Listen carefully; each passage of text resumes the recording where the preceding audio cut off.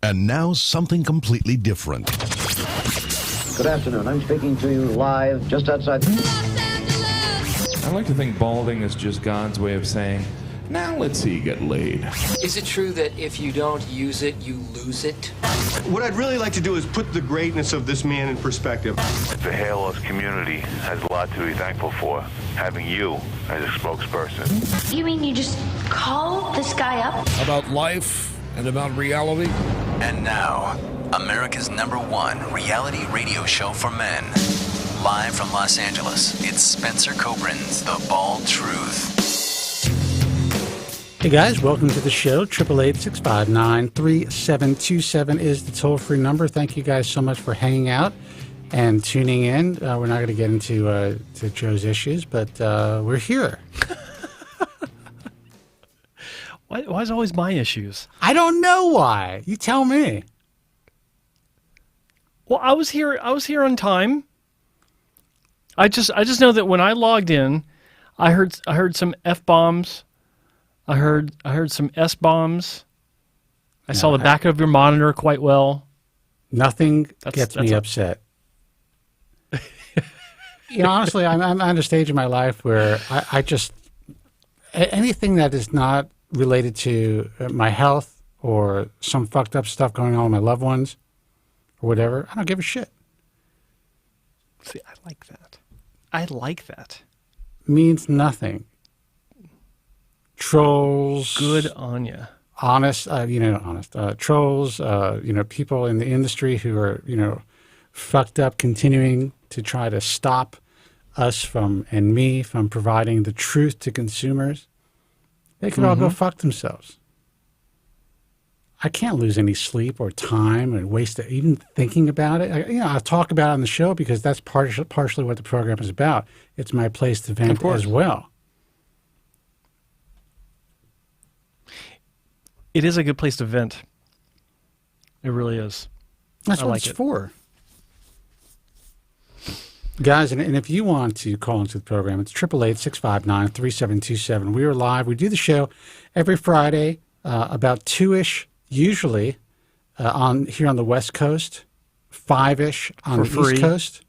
What did you say? For free? For free. For free. Yes. Today we started at 3-ish. We're a little late. But we want to welcome you. Just also know if you're just tuning in for the first time, I had to buy a new headphone monitor. I've been talking about that for 6 weeks, and I just haven't ordered one yet. So it is what it is.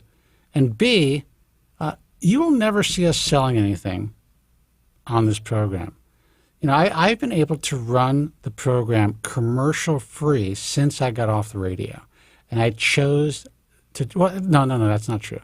At the very beginning, the first month, I was running some ads online. And I decided that I didn't like it. It looked really weird. I had these pop-up ads coming in. And, I really didn't need to do it. So I decided, why not create an advertising-free space? A place where people can come and get information free of charge without us pimping some shit out. Now, I come to realize over the years that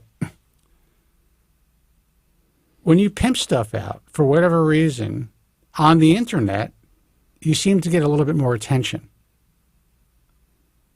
And that is the interesting dichotomy that I deal with every time I think about growing the show online. If I took the ads, the advertisers themselves would be promoting the show as well. We would be able to go out on YouTube in a much bigger way, and Spotify and Stitcher and through all the other resources. But because we do not run ads, even iTunes gives us problems. It's amazing. Yeah. I mean, is the show not holding your attention, Joe? I'm actually promoting it on Instagram. I was tagging people and getting it online. Jesus Christ. Just like that. I'm doing my part, man. Yeah, Ed tells me I should get an FUT. Maybe I will at some point. You never know. Maybe I fucking will. The phone number is 888-659-3727. We are live. It's almost my birthday, guys. I'm not going to give you the exact day if you can't figure it out. But sometime this year. But I am about to turn 56 years old. And I have to say, when I think back at my hair loss journey, hair loss career, so to speak, I thank God that I found Finasteride when I did. Because all those motherfuckers who told me that it was going to cause issues long-term or even short-term, that there's really no evidence that it's going to hold your hair for the long-term, all that stuff, everybody was wrong. Yeah. And I was actually having a conversation with a buddy of mine who's been on the drug himself going on 20 years. And I look at this guy, he's my age, and was like, and he started a little later than me. Mm-hmm. And I look at him, I'm like, Jesus Christ, man. This guy, I saved his fucking hair. How's the rest of him? You know, is he fit? He's pretty fit, but he deals with, health issues, like a lot of people at my age.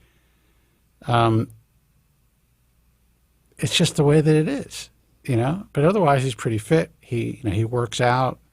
But there's some things that were just genetically predisposed to that he deals with. Okay. Well, there you go. I, on the other hand, Finasteride. Yeah, go ahead. I actually made a big change to my regimen, my intake. Care to guess what it is? No. I want you to tell me. No, I don't give a shit to guess what it is. Just tell us.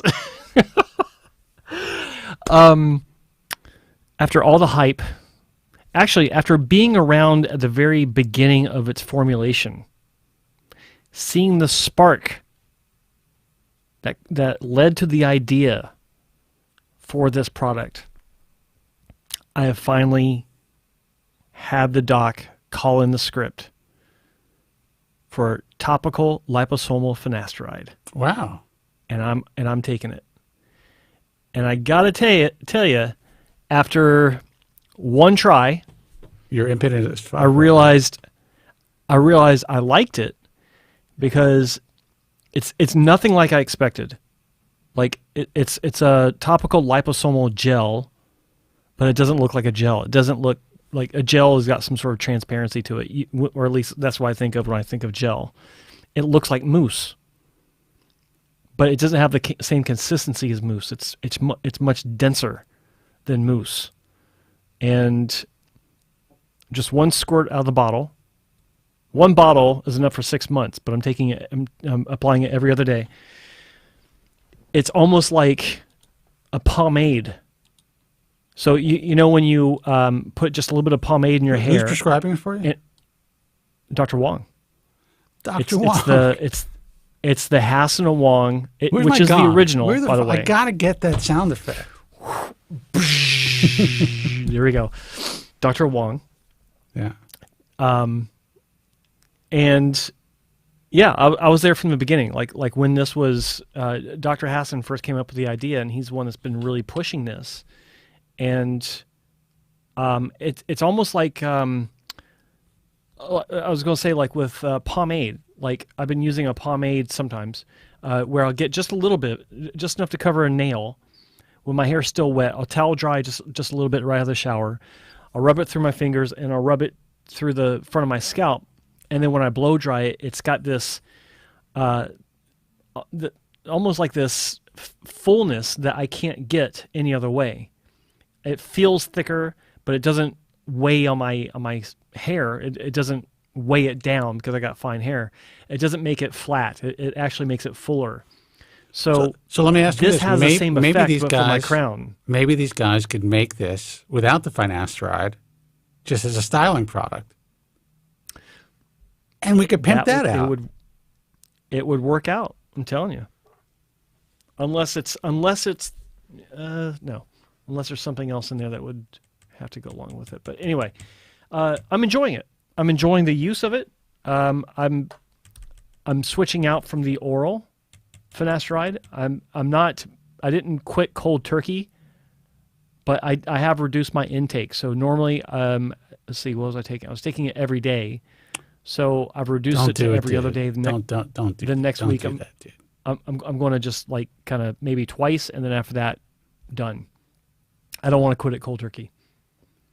Why are you quitting it? Because I don't want to double up on my finasteride. That's what it's essentially doing. Not really. Yeah, it is. You can lessen your dosage. I got to tell you, man. Listen, Okay. I'm not a doctor. Okay, I'm not a doctor. Look, I'm not a doctor. I'm telling you, in What? 6 months, you're going to be like, I think I made a mistake. I believe in topical finasteride. I really do. Mm-hmm. I've seen it work. But once you've had this, I've seen it work a lot. Once you've had this flowing through your blood, so to speak, systemically for so long, and you're lowering your DHT levels on a consistent basis, it's almost like taking, TRT therapy for a long time. Your body once you stop that TRT therapy, essentially you're not producing the hormone anymore. Right. It kind of will act the same way as far as suppressing your DHT. Your body is used to this blocking of 5-alpha reductase type 2 systemically. Mm-hmm. I'm just saying, I'm not a doctor. I believe that topical finasteride works. I believe it's great for those guys who are scared shitless of using finasteride, or have kind of like their oral finasteride has kind of waned over the years. I don't know. Listen, you speak directly to Dr. Wong. What do I know? I just do a show about hair loss for 30 years. Well, I haven't made that decision to actually completely stop it, and the reason being, I'm going to be 52 this year, and maybe I do want to keep going at least on some level to help with other potential issues, like if like prostate enlargement is something that's run in my family in the past, so. Maybe to help kind of keep that in check. Tell me, man, we'll see. You get off this thing for 4 weeks, you're going to be pissing all the time. Maybe. I don't know. We'll see. I haven't decided. But here's my thinking on what you're saying before about not stopping the oral. When you look at how this works, it's preventing the formation of DHT by stopping the conversion of testosterone into DHT. It's not like it's the same testosterone in our body from last month. It's not like it's the same enzymes that was in our body from last month. All that's being replicated, cell division, every month. So I understand your point. I totally get that. But I think that on this level, I think that with the gradual transference from oral to topical, because I'm just targeting one area, I'm targeting the vertex and the crown. I don't think that it would be that there would be any fallout from not taking it the same way if I drag that out a little bit. That's just my thinking. All right, Vin. But whatever. again, I've not made that full decision. I don't know. I've not made that full decision because I did want to try the topical. And someone in the room was saying, I thought you said that oral was more effective. I've always thought it was, but I'm seeing enough evidence with topical, and I've spoken with enough doctors that have reinforced this decision. They're like a lot of doctors I've talked to think that if the delivery mechanism is developed properly, and from what they've seen, it is actually more effective in some cases. Now, does that have to do with other factors that we haven't taken into account? Maybe. I don't know. But I want to try it because I've seen a lot of great results with topical myself that I've not seen with oral. If you are going to take oral, though, I am still a 100% firm believer in not fucking around with generics unless you've already started with generics and you found one that works for you. But if you haven't started the medication, don't even start with generics. Start with name brand, because I think that would definitely be more effective. But when it comes to the topical, I think that if it's the right one, if it's formulated properly, and this one is special from compared to others I've looked at, then it may be better. It's very possible, or it's possible Hairliciously is going to be doing a video on Don't Stop Finasteride. Look what happens. Could be. You know? Could be. So. Hey, everyone. Yeah, so 6 months ago, I did a video on Joe Tillman and his hair transplant. Time for an update. Yeah. He fucked up. He fucked up. Kobren told him. That'll be the clickbait title. That won't be clickbait. Tillman fucked up. Hairliciously reviews. The phone number is 888-659-3727. Listen, man, I wish you all the luck. I mean, you know how I am. I just don't trust people. I don't trust doctors. I go with my own instinct and my own research. You know, I trust Dr. Wong, obviously. Yeah. And I know that him and Victor are making a great product. Go ahead. By the way, guy says, why do you promote this topical shit? I'm not promoting it. I'm telling you what I'm doing in my own fucking life.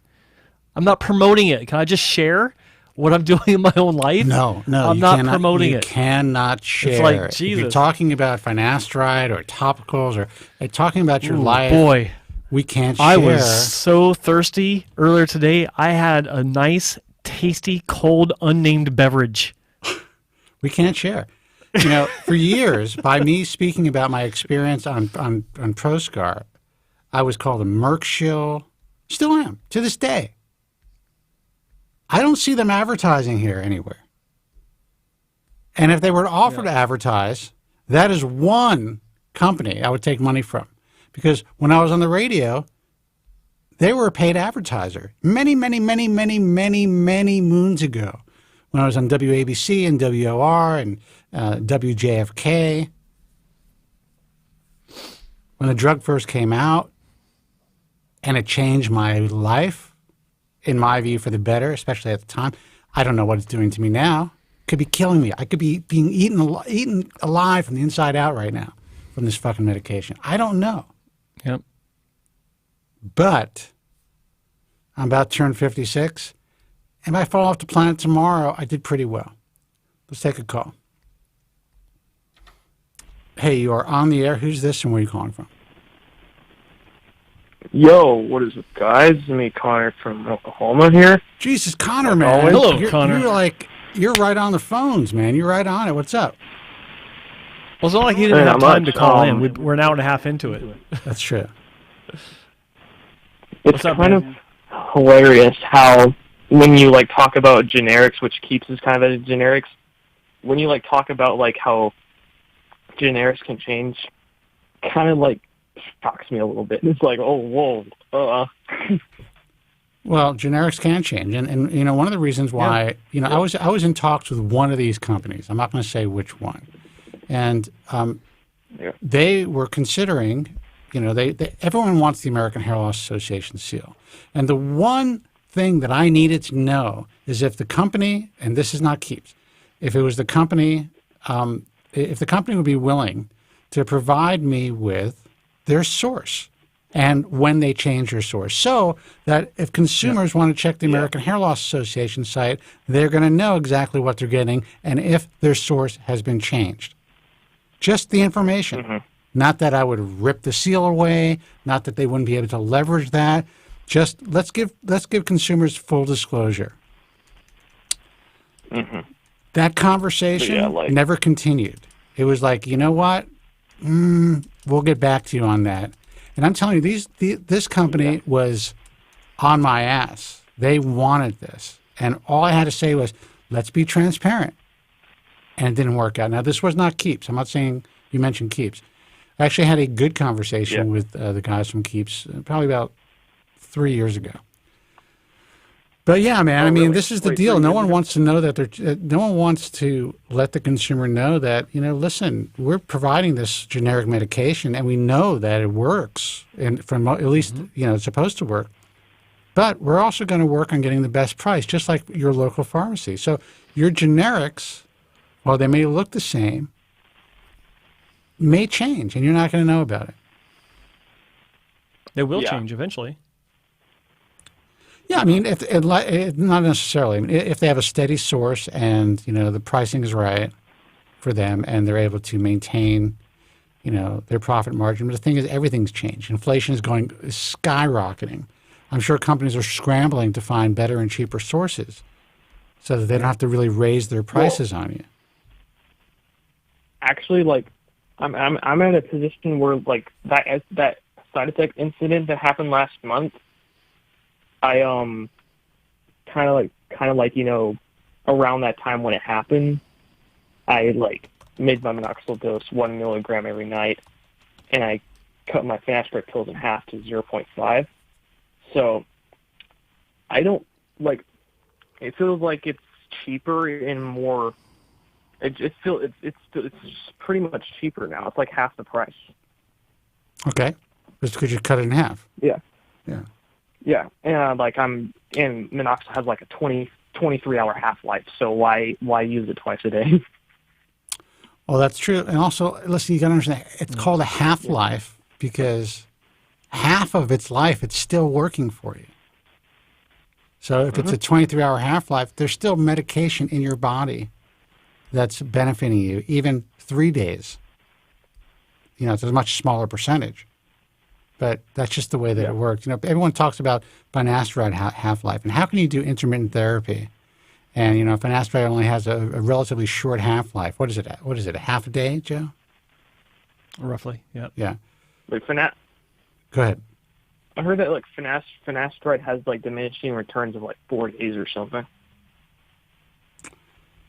Yeah, well, was it 4 days? I can tell you that it'll be seen in your body for several days, but it has a half a day half-life, something like that. I forgot the exact hours, but the point is, if you're actually actively lowering your DHT, it takes several weeks for that DHT to get back to baseline. So every time you hit it with Finasteride, it brings it back down. It's kind of like whack-a-mole.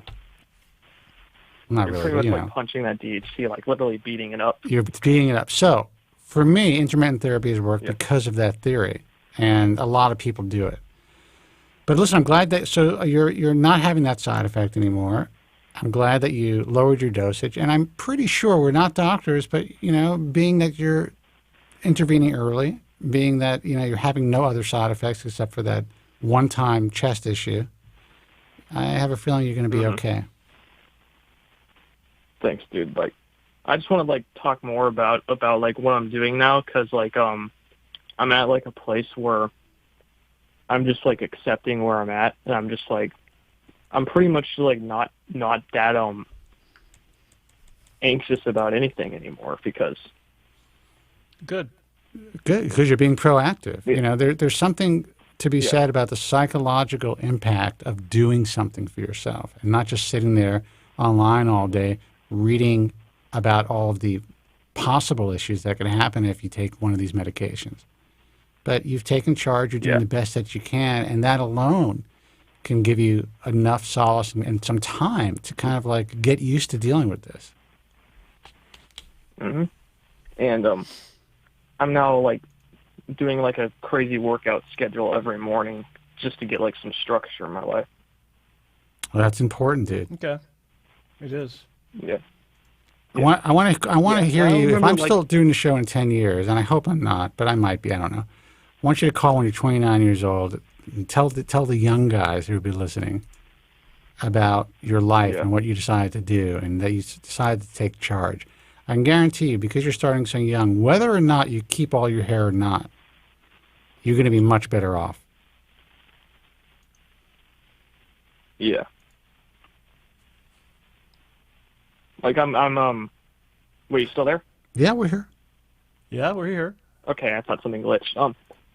I remember hearing myself in the first phone call from when I first showed up on the Bald Truth. And I mean, you can just, anybody can go back and watch it, and you can just hear the angst and just tenseness in my voice. I'm just like not taking a breath, like literally. Look, and that's not uncommon, man. You know, a lot of guys, when they first find the show, they are in a panic. And then when they take some time to listen and they recognize that, wait a second, okay, I've been reading all the bro science. This is the real information. Let me be logical and reasonable about this and see what I can do. And it empowers you, man. That's what it's all about, you know? People, you know, they become paralyzed because of everything that's online. They don't know which direction to go to. It makes their hair loss situation even more difficult, in my view.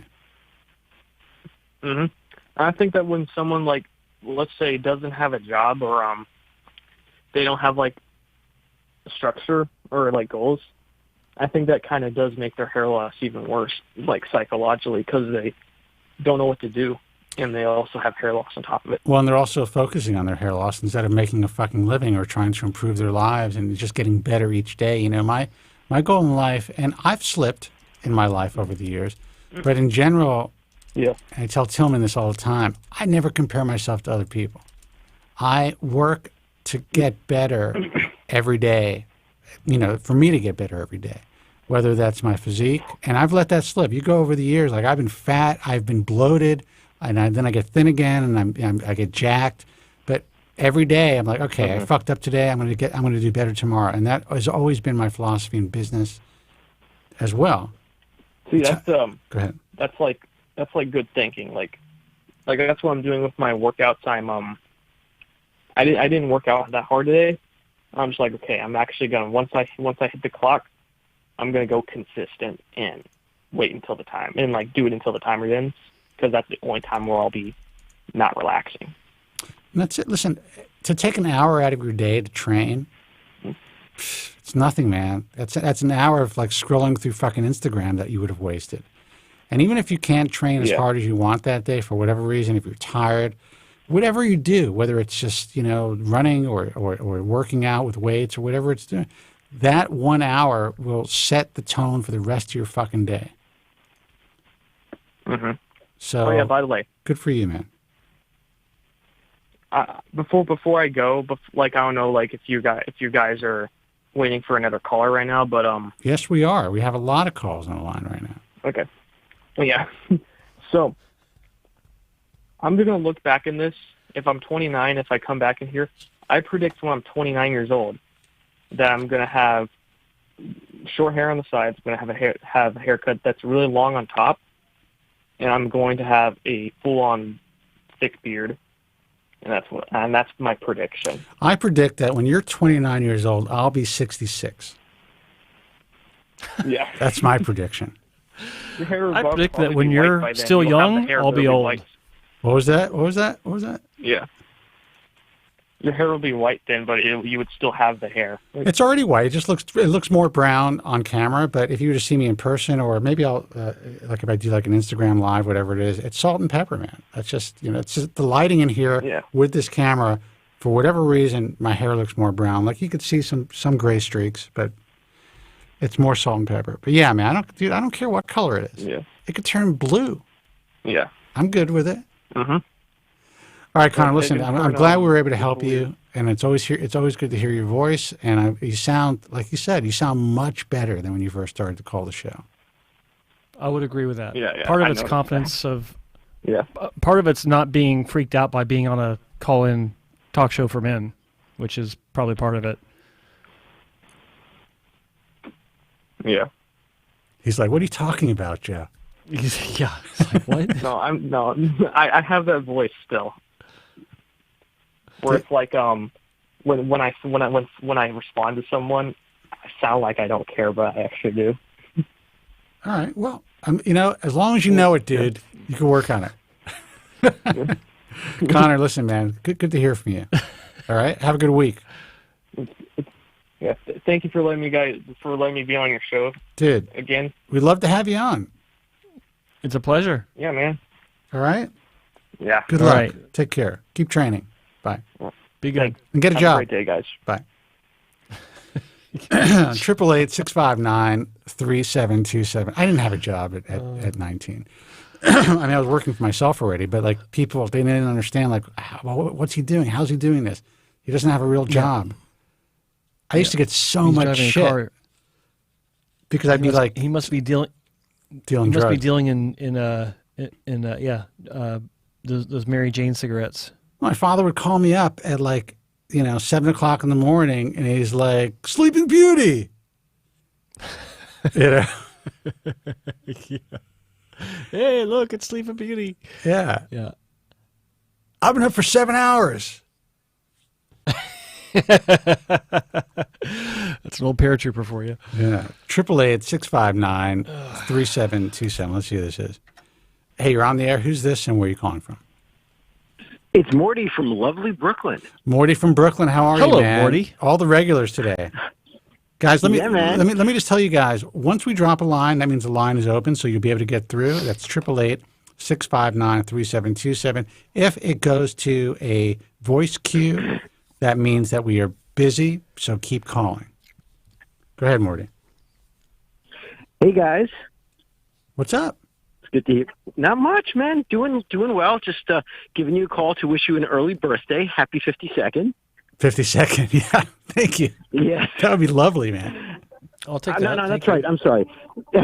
Yeah, that's you, Joe. You're 52nd. You're 50. Happy 56. Happy That's right. 56. That's correct. Yes. Yes. No, whatever. You don't look a day over 46. I'll just tell you that. Well, thank you. I'm still insulted, but whatever. Go ahead. All right, you don't look a day over 36. How about that? That's better. Yeah, man. No, you guys look great. Listen, very interesting point that Joe brought up, that he's made a change to his regimen and that he's moving on to a topical finasteride.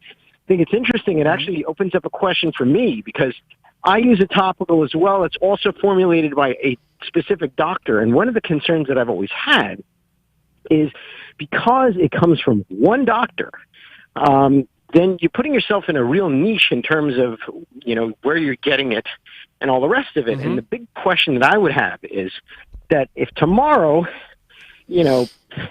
Dr. Hassan or Dr. Wong just decide to stop making the product, or they get hit by a truck or something like that, it kind of puts you in a strange position. And I was wondering if you thought about that. I think if either one of them get hit by a truck, then I'm still good because it's the pharmacy that they're working with that compounds it, not them. So anyone could pick up the prescription pad and say, whatever the dosage is per Dr. Wong or but Dr. you're only good if you know the exact details. prescription and the details. Yeah, I mean that to me would be my biggest concern. So I would sign a non-disclosure with Victor because he's going to make you sign that shit. Get the details and say, listen, in case you drop that, I just got to know this, all right? Yeah. Well, here's the thing. You also have to make sure that you if I need to get compound it that way. Well, okay. I know the guy in the pharmacy that makes it. So if I needed to get it, I could get it. But I'm not so concerned about that. I got other concerns. Like I'm not 100% on board with this as far as like it, being a full-time replacement. I'm human. Like I want to, like, sometimes I get a bug at my butt to where I do want to try something, but I do think it through and I do weigh pros and cons. Like, who are you talking to here, right? But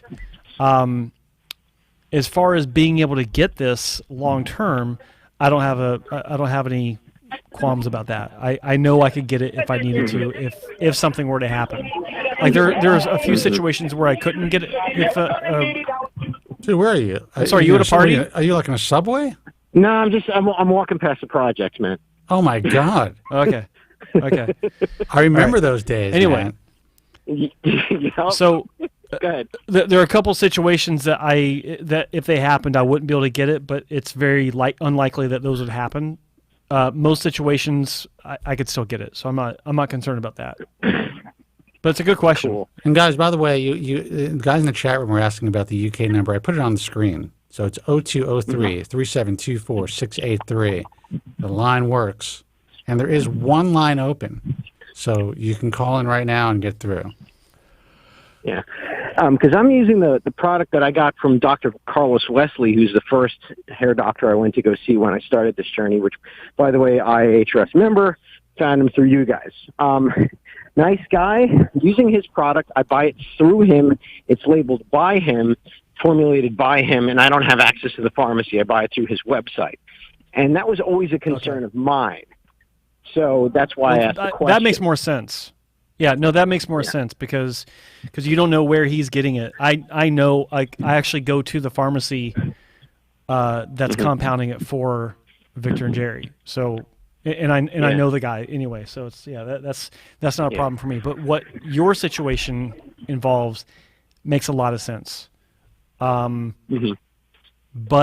I'm sure that there would be some way, like if for some reason Dr. Wesley, if he decided not to offer it, then that's a different story. But if something happened beyond his control that didn't involve the pharmacy that he's getting it from, you'd have, if you dug deep enough, you could find something about it and maybe get it. But it's a very valid concern. Yeah. Yeah. The other thing about it is that there are other doctors that are also pitching their own particular flavor. Like I know that Bauman has something, I believe. I think it's F82, I think it's called. You know, so everybody's got a little flavor. Oh. I was wondering. Are you kidding me? Dr. Zeri has one. It's like Z82 or something. And then there's Sean Benham has Happy Head, which is advertised everywhere. He's killing it with that. This is the new thing. This is it's the new money grab. But with that said, we know it works in the right formulation, so that's a good thing. Yeah. It's just like I said, from a consumer's perspective, it's a bit problematic, shall we say. I know, like, for example, I know that if I can go anywhere in the world, and if I want to get branded, brand Propecia, for now, I can get it. I mean, here's the thing. As much shit as the drug has gotten online, and as all the the ambulance chasers and lawsuits, and some of them are valid. I'm not saying everyone isn't. A concern for many long-term users will Merck continue to manufacture finasteride, whether in the form of Propecia or Proscar? Because there have been drugs that have been kind of taken off of pharmaceutical companies' rosters once they were in generic form for so long because they're like, no one's really buying the brand name. The good news is a lot of people are still buying brand finasteride, both Proscar and Propecia. And actually, their sales went up significantly in the last 2 years. So I don't think they're ever going to discontinue that. But that's been a problem. That's been something in my head that I try not to worry about. Like, what if I couldn't get my hands on this stuff anymore? Yeah, I know it was a concern of yours. I remember you told a story where you had run out and you went to a pharmacy. You weren't home, like you were away on vacation. In San Francisco with the Zarians. Yeah. I was in San Francisco with the Zarians, and I had my doctor he wasn't even my doctor. He was the guy who's prescribing, one of the IHRS guys, prescribed me the medication. He called it into a San Francisco pharmacy, and he knows that he's supposed to call in brand name only. Apparently that wasn't the case. Maybe he did. I don't know, but they didn't have brand. And I was like, they gave me this, and I'm like, oh no, what the fuck is this? And the pharmacist, I don't think you understand. Yeah, the pharmacist is like, it's the same thing. I'm like, no, it's not. I would like brand. Oh, we don't have brand. We'd have to order that for you. And I think he did say that the doctor didn't prescribe it. So I had to call the doctor back, find a pharmacy somewhere in San Francisco that had brand, and I dragged these poor motherfuckers on a car ride across San Francisco in traffic to get the last bottle of brand in all of San Francisco. Love it. But you know what? I did it. Look, you do what we must, I totally get it. You know what the average person would do? They'd be like, shit, okay, I'll try this. I'll take this and whatever. It's the same thing. No, it's not. 30 years of maintaining. Like you're taking a risk, 30 years of taking the same thing. I'm not going to fuck with it. I hear you, man. That's how I roll. Cool. In other news, I've been using to talk about a different drug. I've been using the oral minoxidil now, going on 6 months, and a couple things to note. One of them is and I'm sure I may have mentioned this before, but I'll say it again. It definitely helped with my high blood pressure, which is really nice. And the other thing that it did do, it actually apparently, because it's weird, like, you guys are familiar with my condition, and you know that I have, just kind of wispiness on top of my head right now. It's one of those things where in the right light, it looks like I have a little bit of hair, and in the wrong light, it looks like I have absolutely nothing. But I am noticing slight changes. You mean in reality, in the real light? In the real light, I look like I'm bald. Yeah. Well, dude, come on, man. You know how light is, man. Light is fucked up, man. Trust me. The truth. I know. I got great lighting in here, man. You guys got to see me without this lighting. I'm a mess. So, I saw Dr. Cole last week. He told me he saw some things going on up there which he liked. I don't know what that means, but, it is what it is. And I'm pretty happy that I started taking it. So just to anyone who's listening, that's something to try if you want to try something new. Well, look, a lot of guys are getting a really good response. It is fairly new as far as being reintroduced into physicians' arsenals. When I was a kid, when I was younger, that was something that doctors were willing to prescribe. And it kind of went out of vogue. Mm-hmm. And then this year at the Global Hair Loss Summit, it was kind of reintroduced by a Spanish doctor. What's his name, Joe? I forget. Sergio something. I forgot. You got to get him on the IHRS, by the way. And I'm just kidding. Well, actually, no. If he wants to apply, he can't. But when I saw his presentation, I was wowed. We saw it before the conference. I was like, holy shit! Look at these results. And my words, and I said this to Joe, everyone's going to start pimping this out now. Everyone. And then within 2 weeks, everyone was prescribing it. Yep. Mm-hmm. So I would say it's worth a try. Other than that, what else can I tell you? Hanging out with Dr. Cole because he's in New York City now. So he's become my new best friend. Really? So how often do you guys hang out? Well, I hung out with him last weekend. He's in town this weekend. I may hang out with him this weekend. We'll see. Okay. Just don't. If he gets fresh with you, let us know. He's fresh with the waitresses, which is a little bit scary. Dude, let me tell you something. This guy is a C-Smith. This guy he just gets the women, man. He's incredible. No, it's true. Last time I not this trip, but the trip before, he brought this little honey from Vegas with him. Like, ooh, dude. Okay. Sergio Vanyo Galvan, that's his name. Let me tell you, Cole is a C-Smith, man, and it's just I watch him work. I'm just like, you know what? Hats off to you, dude. You're amazing. It's true. No, it was fun. I got a chance to meet his kid.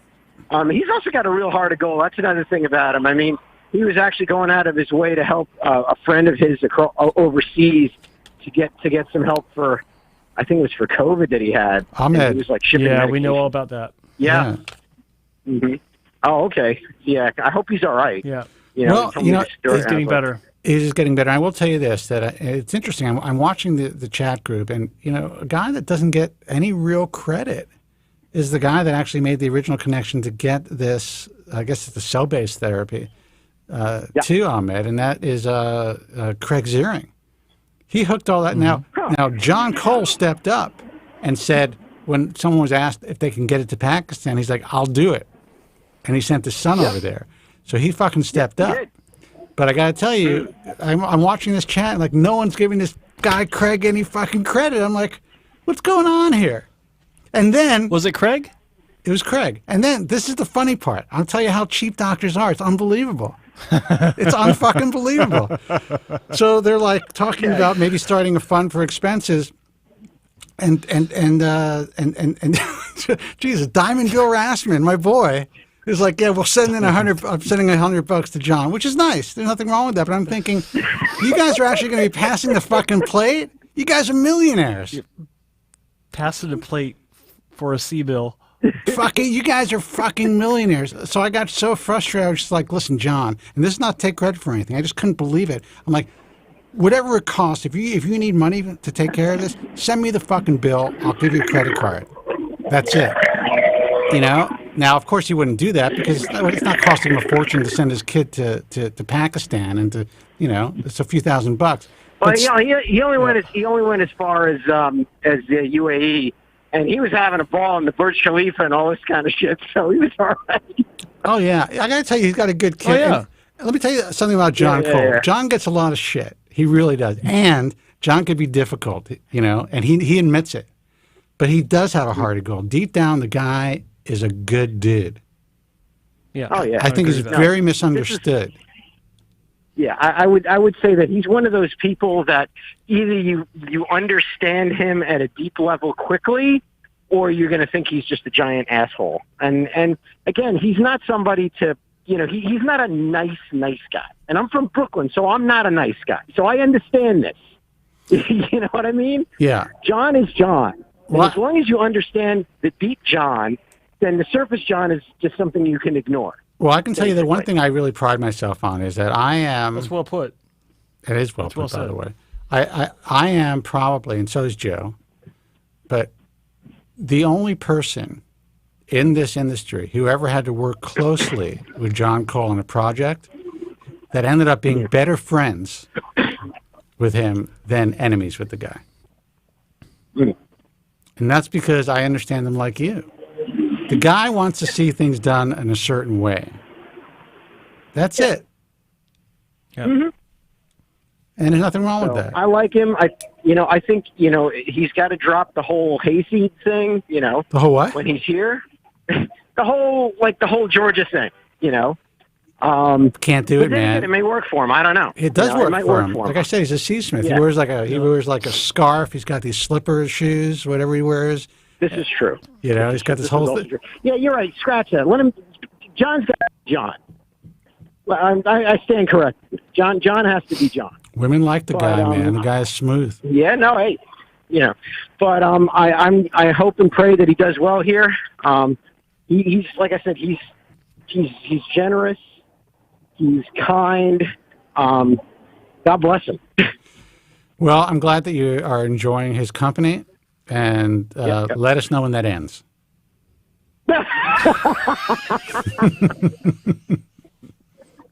Oh shit! Well, hopefully that isn't because of something that he does to my head. But no, it probably won't be anything that he does to your head. But a couple of drinks, you just never know what where the conversation is going to lead.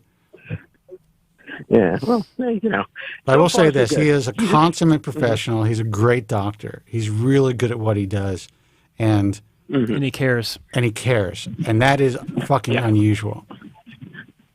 Yeah, I mean, like I said, he actually cares almost too much to a fault sometimes, because when you care as much as he does about some things, sometimes it can lead to, how can I put it, colorful metaphors being thrown about, and differences of opinion. Oh Lord, that's what happens when you care as much as he does, and that's a compliment. So. Yeah, no, I'm glad you're getting to know him and enjoying his company. So good for you. Yeah, and like I said, I also got a chance to meet one of his patients, who's actually a person that he's working with here in New York. So I've actually seen some of his work up close, which was also very useful to see. Because again, to your point, Joe, if you're going to have surgery with a doctor, do your best to see his work up close and personal. 100%, 100% more. Yeah. Mm-hmm. And I hope he says nice things about us, because if he doesn't, I'm sure you'll let us know. All right, dude. If he doesn't, I'll tell you about. I'll tell you drinking stories from Istanbul with him. Well, there are certain things that I'm just going to leave out of this conversation. Good man. I'll tell you when we're off the air. All right, I'll Morty. talk to you later. All right, take care. Bye-bye. Have a good weekend, All guys. right. And happy birthday, All right, Spencer. bye-bye. Thank you, man. I appreciate it. He's really getting himself in, man. He's getting into the deep, dark belly of this field. He is, for better or for worse. Good luck. God bless him. The phone number is 888-659-3727, and the UK number is 0203-3724-683. Pretty amazing I was able to read that tiny print from here. Good for you. Oh, yeah, I was impressed. Good job. Good job. All right, let's take a call. Hey, you're on the air. Who's this, and where are you calling from? Hi, this is Vladimir, and I'm from Switzerland originally, studying in the UK. Hey, Vladimir from Switzerland, Hello, studying Vlad. in the UK. What's happening? First time here, but I've been following your channel for some time, long time lurker. And I think, firstly, it's really awesome that you guys are doing this. I find it very, very helpful and informative. Your no bullshit mentality, I really appreciate it. I appreciate that, man. Thank you. Thank you for the comment. Yeah. Absolutely. What can we help you with? Absolutely. Hopefully they're not too generic questions that you must get quite commonly in some sense. But previously you were just talking about a generic, I call it Finasteride. I guess I'm pronouncing it wrong, but that's correct. Generic Finasteride versus brand. I've been on generic for about 2 years now, just under 2 years, and the results I'm seeing, I'm seeing my hair deteriorate in some sense, but I think it's less than it would be usually. So I'm overall quite happy with it. But are you suggesting that brand or typical go-to brand is more consistent in some sense? Well, here's the thing. Yes. It can be. It usually is, and it really depends on your generic. So I don't think it's a hard, fast yes as far as like the drug itself being more one company making something that's more consistent than the other. Say it's a company like what is it, Teva in Israel? Yes. Yeah, they Teva. make incredibly, molecularly, or that's a tough word for me, close generics. And they have a really great track record, and it's a great pharmaceutical company, so they make very consistent drugs. But when you're buying generics in general, if you're just getting it from a pharmacy, that pharmacy, whether it's a mom and pop shop or a chain pharmacy, will, continue to shop for the best price generics that they can get. And if they find a generic coming out of India that's a better generic or better price for them, they're going to purchase that in bulk. Their buyer is going to purchase that. So what a lot of times happens is patients will get their pill bottle and notice the color of the pill is different and ask their pharmacist, and they're like, it's the same thing, it's just another company making the same generic. But that's not the case. It may be a finasteride generic, but every generic is slightly different. So if you're doing well on the drug, we say stick with that generic. Just make sure you know what you're taking and consistently ask your pharmacist or check your pill to make sure you're taking the same thing. But my suggestion, and I'm not a doctor, is when people first start, why not just go, if you could afford it, for the brand name, because at least you know what you're getting every time. Yep. Yeah. Absolutely. Yeah, thank you. That's solid advice. So I think I might give it a shot. Because, of course, any better results would be ideal.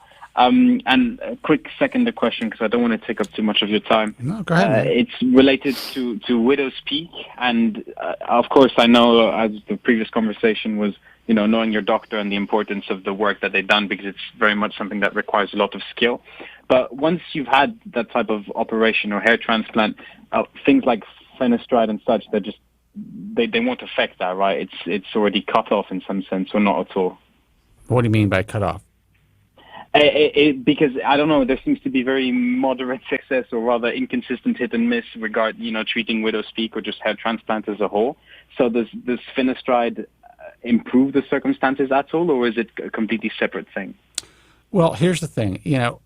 One thing that Finasteride can improve is that it could help to ensure, if it's working for you, that the donor hair that's being moved is going to last. So you have to understand that even though the claim is that the donor wreath is permanent, it's not. in most cases. It will degrade or it will miniaturize to some degree.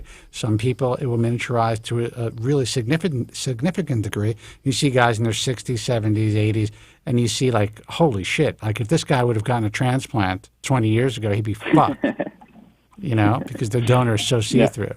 So what you want to do and why it's important that people take medication, even if they have a hair transplant, or to me, it's even more important if you're having a hair transplant, is to maintain that donor wreath for as long as possible. Yeah. So, absolutely. Yes, if there's a benefit to being on the drug, if you're getting your widow's peak reconstructed, to help to ensure that that hair is maintained. Yes. Okay. Gives me hope. Thank you so much. I really appreciate Spencer and Joe. All right, man. Salutations from the UK and Switzerland again. Okay. Well, welcome to the show, and feel free to call anytime. Yeah, absolutely. Will do. Okay. You take See you care. around. Take care. Bye-bye. Bye-bye. Bye-bye. Short and sweet, man. I love it. It really was. I like that. In and out. I got a question. Answer my fucking question. And then I have a life. He was very to lead. polite. It was.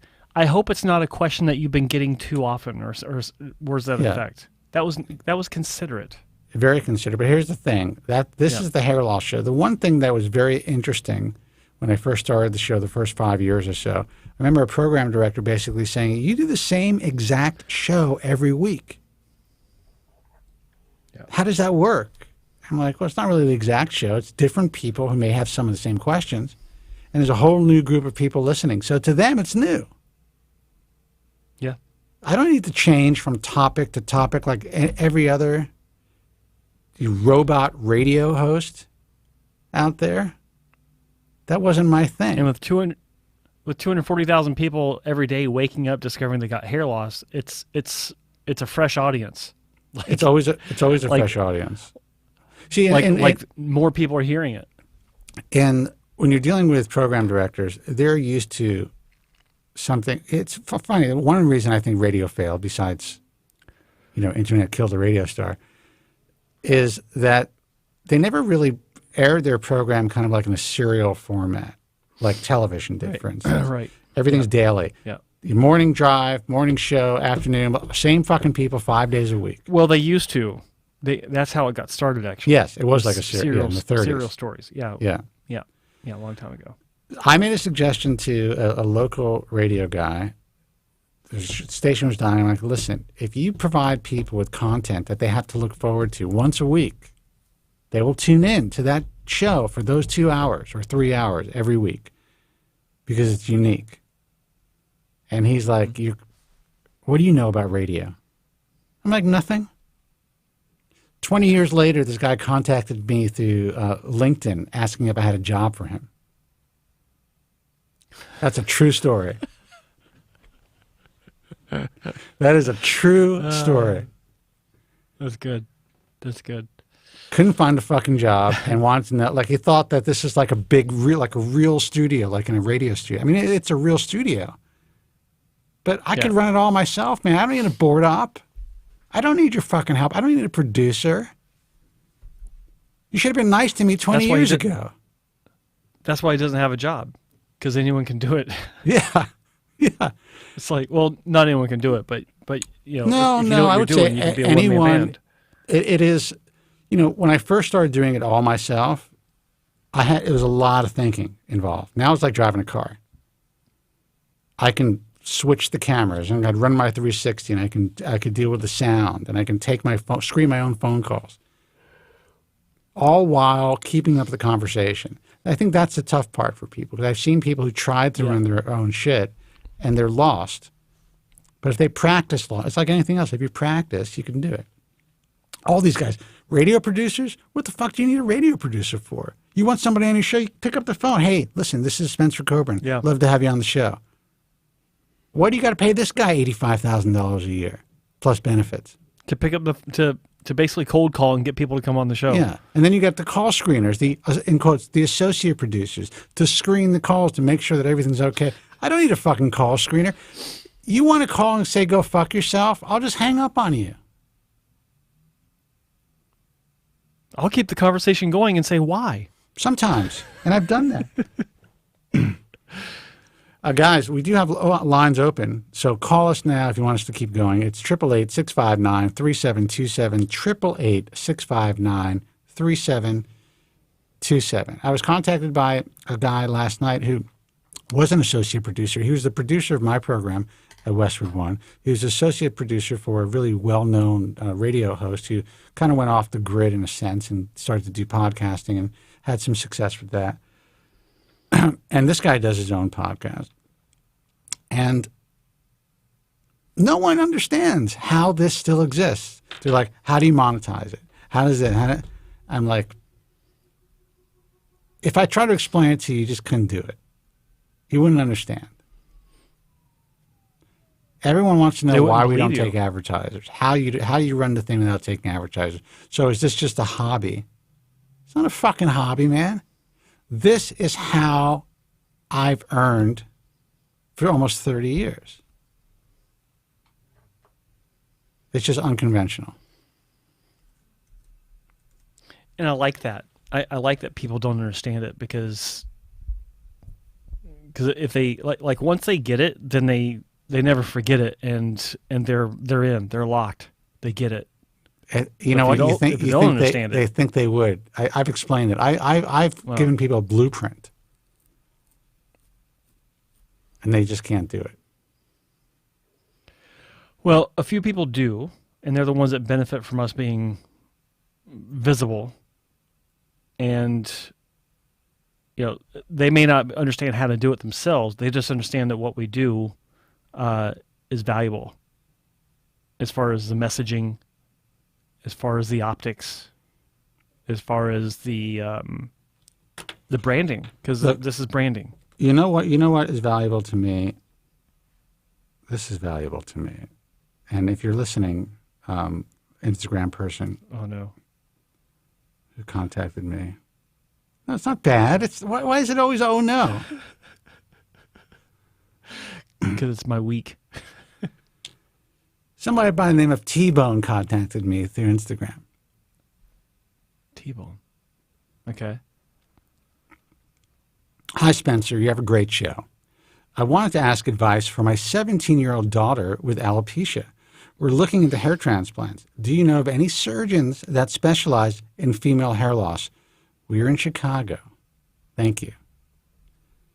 I'm just like, stop. Stop now. Just stop. Your daughter's not a candidate for hair transplant. If, in fact, she has alopecia, and I'm assuming that he means alopecia or she means alopecia areata, she's dealing with a suspected autoimmune disease. I say suspected, even though we're pretty sure it is. There may be other factors involved. If she's unfortunate enough to be dealing with androgenetic alopecia at such a young age, she's not a candidate either. So while that's a harsh reality to know that you can't be helped surgically when you think there's hope, it's a lot better to know than to go through the process. Because trust me, there will be a doctor they will find in Chicago, for sure, who will perform hair transplant surgery on this 17-year-old girl. Probably one that dresses really well. I don't know, maybe. I don't know if he's even that. I don't know if he would do that. You never know, though. Maybe. You never know. But that's the whole point. That's what I enjoy about this process and broadcast. And, and while, I see people in the chat room like they don't understand why aren't more people, why aren't we getting more views to the show, whatever it is. Like I said at the beginning of the show, it's because we don't sell anything. We don't have any ads for derma rollers or whatever it is. And listen, there's nothing wrong with that. There's nothing wrong with that. And there's also not a lot of clickbait, and there's no bro science. And it's the bro science that draws in the internet audience. That's just the way that it is. So if people are lucky enough to find what we do, then we're going to save them from a lot of pain in the future. And we're going to save them from wasting a lot of money and a lot of time. And that also includes from watching so much bullshit on the internet, whether it's through social media or YouTube. Now, with that said, there are some guys out there, some YouTubers in the hair loss world, who I think do a really good job and who are good at what they do. And I can see the entertainment value and even the bro science value in some cases to be honest. Like, if I was not in this industry, I would be drawn to them as well, and I would see some benefit. I mean, there's some people that are really pro-finasteride, some of the bro science guys out there, and they're pro-finasteride, and I think that's great. There are people who really have delved into the minutia, you know, all the science and all the nonsense that you read. It's not nonsense, but some of it's nonsense. But all of the papers and even the bro science stuff on the forums, and they're able to really speak about that in great detail. And, you know, they're able to absorb that information, where I don't have the patience at this point, but there was a point when I did.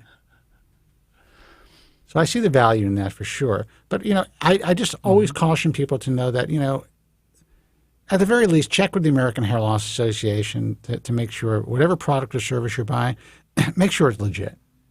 That's all. That's all I ask, for your sake. Because RU58841 and all the stuff and all the gray market stuff that you think you're putting on your head that you think is real, it probably isn't. And that's all I got to say about that. Hey, you're on the air. Who's this and where are you calling from? Hey, man. Hello? Hello. Hello. Hey, it's Jay from Wisconsin. Jay from Wisconsin. How are you, man? Hello, Jay.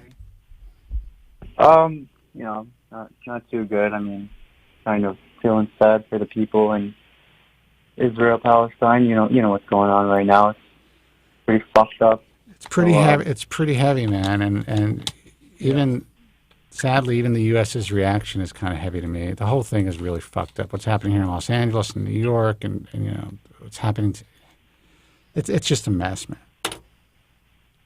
Yeah. You know, well, all I could do is pretty much just show my support. Obviously, not going to say which side. We'll keep that just to me before we start any riots in the comment section. But, no any riots in the comment section or in the hair world. But the thing is, you know, I mean, all I can tell you is there really shouldn't be sides necessarily. I mean, it just shouldn't be happening. Let's put it that way. Absolutely. Yeah. And we live in a crazy fucking world now. Yeah, most definitely. So I wanted to talk to you guys about, just want to like pick your brain, I guess, a little bit. So I'm on Avidart right now, and it's kind of early to like really know if it's effective right now for me. So I'm just waiting right now. It's kind of like a waiting game. I've pretty much over the last year I've been kind of upping my dose. You know, I started off with like once a week, and then you know twice a week, and then 2 to 3 times a week. Now I'm on every other day, and I have noticed some minor side effects, but nothing that's really affecting me. When you say minor, what's minor?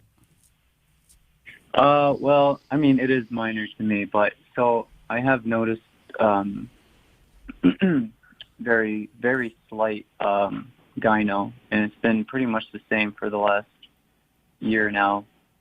But I've found out that just for me at least, eating healthy and jogging at least once a week, just maintaining like a healthy body has at least stabilized it.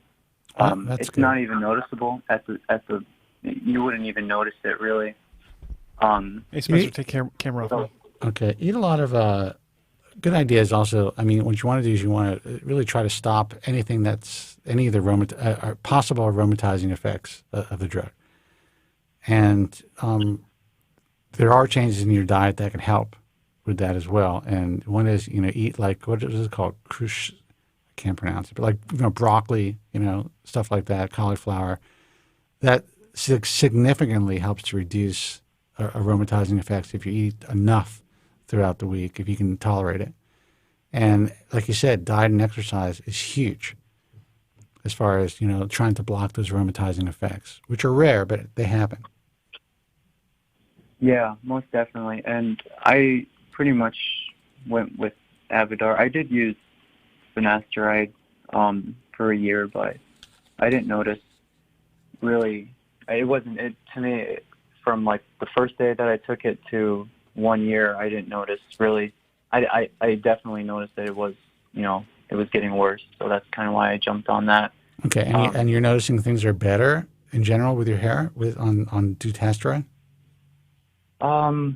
It's very hard to tell for me because around this time last year I've been taking it for a year now. I've like I said, I have been upping my dose, but I've been taking it for a year now. And around this time, I was actually kind of like shaving my head, just because like I remember somebody said this a couple weeks ago. It's like pampering your hair up with fibers all the time. It's like you're getting ready to go to like an Oscars or something. And you're getting ready for the Academy Awards, yeah. The Academy Awards, yeah. That's what I do. Buzzed it I buzzed it, and I was keeping it short up until now. It's pretty long now, so I'm going to try to stick with this length, and then in the next 6 months, I've been taking pictures, but I don't know. I still shed like a motherfucker, like the same amount of hairs prior to any treatment. So it's kind of unusual. It's kind of hard. It's not. Yeah, I pretty much, I'll like in the shower, man, I'll probably lose like 125 at least. Now, okay, so let me ask you, I have a question for you. Since you basically shaved your head, I mean, are you like shaving it straight to the bone, or is it like a number 1, 2? Oh, no, I'm number 2. I would use the number 2. Yeah. Okay, so that's short, man. So, I mean, how do you feel when you are walking around with such short hair? Well, I'm going to be completely honest with you. I was probably getting more girls. I was definitely getting more girls with the buzz cut than I am now with like a little bit of like a medium hair, which is pretty funny. But I was trying to get used to it, so I was doing it for. I think I was buzzing my hair for like a good 5-6 months. But I just wasn't happy. That was probably my lowest point. I was definitely abusing a lot of alcohol because I had like just recently turned 21. Yeah, I was on in a very dark place, despite the fact of, girls actually finding it attractive on me. I just wasn't happy with it at all. I understand that. I understand being in a dark place and being in a dark place at 21. And like I say on this program, I've said it many times, I didn't drink in high school, and I really didn't start drinking until I started to lose my hair. And I found I was able to really, self-medicate at your age, at 21 years old. That's when it started. And that's when I was just dealing with this shedding and, just my appearance changing. And, it affected me to the point where I do a fucking show about hair loss for 24 years. So it was pretty heavy for me. So I get that. What I don't necessarily understand is, I understand you want to feel comfortable in your own skin. You want to look the way you want to look, and you want to have control over that. But if you were getting attention from women and, feeling, getting that sense that you were looking attractive, to me that would seem to empower you a little bit, and it didn't. Yeah. I mean, it helped, it kind of helped a little bit, but I don't know. To me, it's just like, that's not really, I'm not really that kind of guy who, wants to go out and hook up with a bunch of chicks. Well, yeah, it's not even about hooking up. It's just like, okay, well, if chicks are attracted to you with a very short haircut, but basically no hair, just buzzed down to a 2, that means, in general, the rest of the world would see you that way, and that means you look really good with an extremely short haircut. So to me, it's kind of like there is a tremendous window of hope right there, where you don't necessarily have to save all of your hair, and if you could save some of it, so you can maintain that look, you'd probably have a pretty good life. Yeah. I would do all right. Yeah, for sure. So why is that not something that you think you could recognize or accept? To keep, like a buzz cut all the time? To keep it short. And I'm not saying, listen, I'm not trying to browbeat you. I'm just curious because a lot of guys would be like, holy shit, I cut my hair off and I'm getting more tail. This is so bad. Maybe I don't have to worry about this.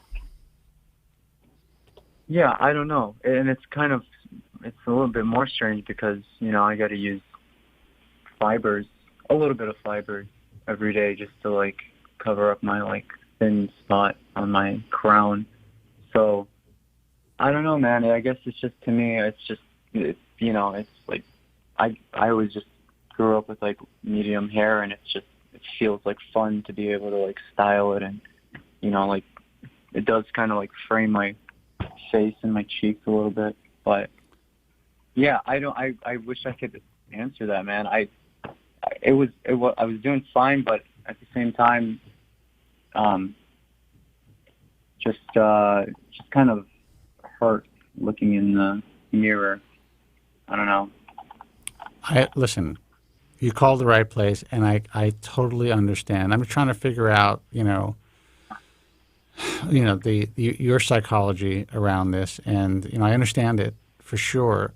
But I'm going to give you some advice. Take it for what it's worth.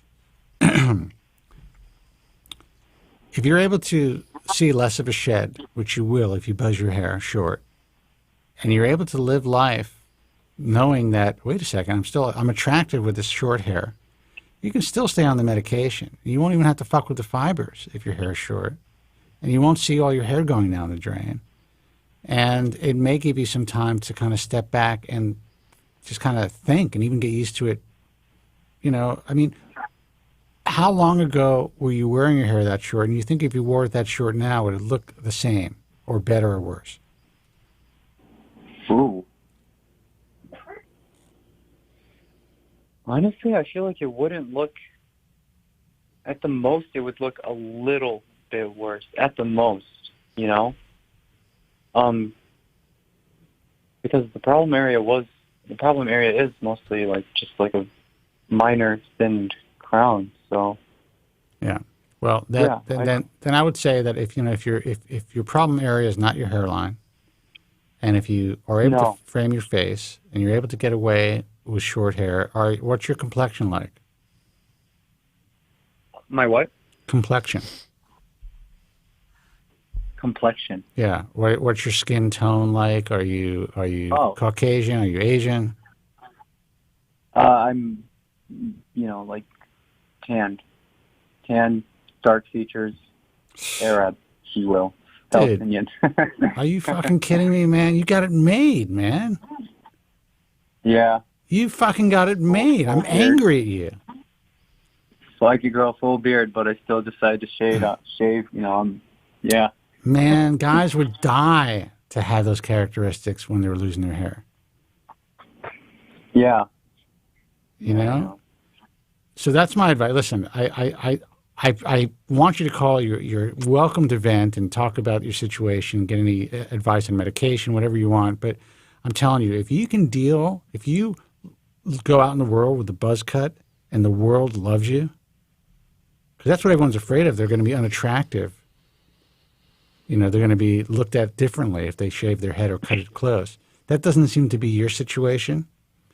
It might be better if you can figure out a way to wrap your head around the fact that, hey, I look good with really short hair, even though I don't love it. And eventually it's going to be off your mind. You can still treat it. Joe? I got two words. Yeah. And forgive me I had to step away for a moment, caller, so forgive me for not chiming in earlier. But based on what I've heard so far, I got two words for you. Bald Cafe. Oh, yeah, I'm familiar with it. It's a YouTube, YouTube channel. It's completely about accepting of hair loss and shaving your head and how to deal with it, how to live with it, how to embrace it. One of the best channels on YouTube, as far as I'm concerned, because it's totally about self-help, self-acceptance, and based on what I'm hearing, jumping into this, I think it would be a great place for you to listen to on a regular basis. there's a great message there, and some great stories about people that were having questions about their hair loss, what to do, and then deciding to shave it. Some love it, some hate it, but they give it a shot and they're moving forward with it. And most of them are better off because of it, because they understand that it is better for them on multiple levels. I think that would be just a great outlet for you, a great resource. Yeah. No, I've actually watched a couple videos of him. He's definitely a good channel. Like, I mean, I know we're a lot more fun. I mean, you got to admit that. You guys are a lot. You guys are definitely a lot more fun. They got more like sad stories on there sometimes. A little bit of more like sad stories, you know. But I'm into what he does. I'm into what he does, and I agree with you. I think that he offers a lot to the hair loss community. One thing that you see on his channel you don't see on our channel is people willing to call in or be on video with him. Most of our callers want nothing to do with their identity being revealed. They don't want to be on camera. That's a huge gulf. It's a huge difference between the channels. Mm-hmm. Yeah. Which I'd love to see more people like. I'd love to see people wanting to be more open. Like I got a service on my website where I do. Like I don't do consultations anymore. I haven't done them for a long time. I'll help people every once in a while, but it all comes down to time. Like I'm usually trying to make content for my YouTube channel, and so I decided to combine the two. If people want my personal advice, that I've had people offer me hundreds of dollars just for advice, just for an hour of my time. I don't want to do that. But what I will do is I'll do a consultation for someone that will agree to be on camera. It doesn't even need to be live, but just allow me to use their photos so I can make a video that will help others as well. It's passing the torch, or not passing the torch, but it's paying it forward. Me helping you is helping others. And a lot of people don't want to do that. They want my help. They want it for free, but they're not willing to give up their photos, even with their faces covered.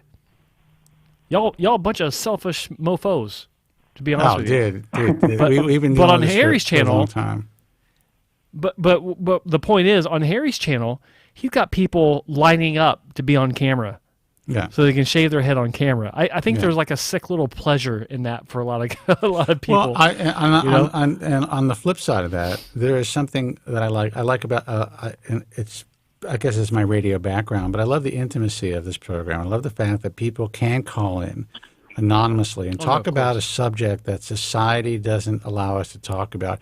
It's great to be empowered with the ability to shave your head, but not everybody is equipped with to do that. And there are some in the head shaving world, and it's not Harry. He's really good about it. But they basically are like, man up. Just shave your fucking head. What's the big deal? That's not what most guys can deal with. So, we could either act as a transition space for people to empower them and help them to get them confidence when it comes to moving forward with their hair loss, and then hand them off to Harry, or they're always going to have a place to vent and to get some therapy and to get some good advice. Yeah. His channel is, if the time comes, I'll definitely be more of a viewer with, on his channel. But I personally, I would like to do everything that I could, before I have to go down that route, just because, Fair enough.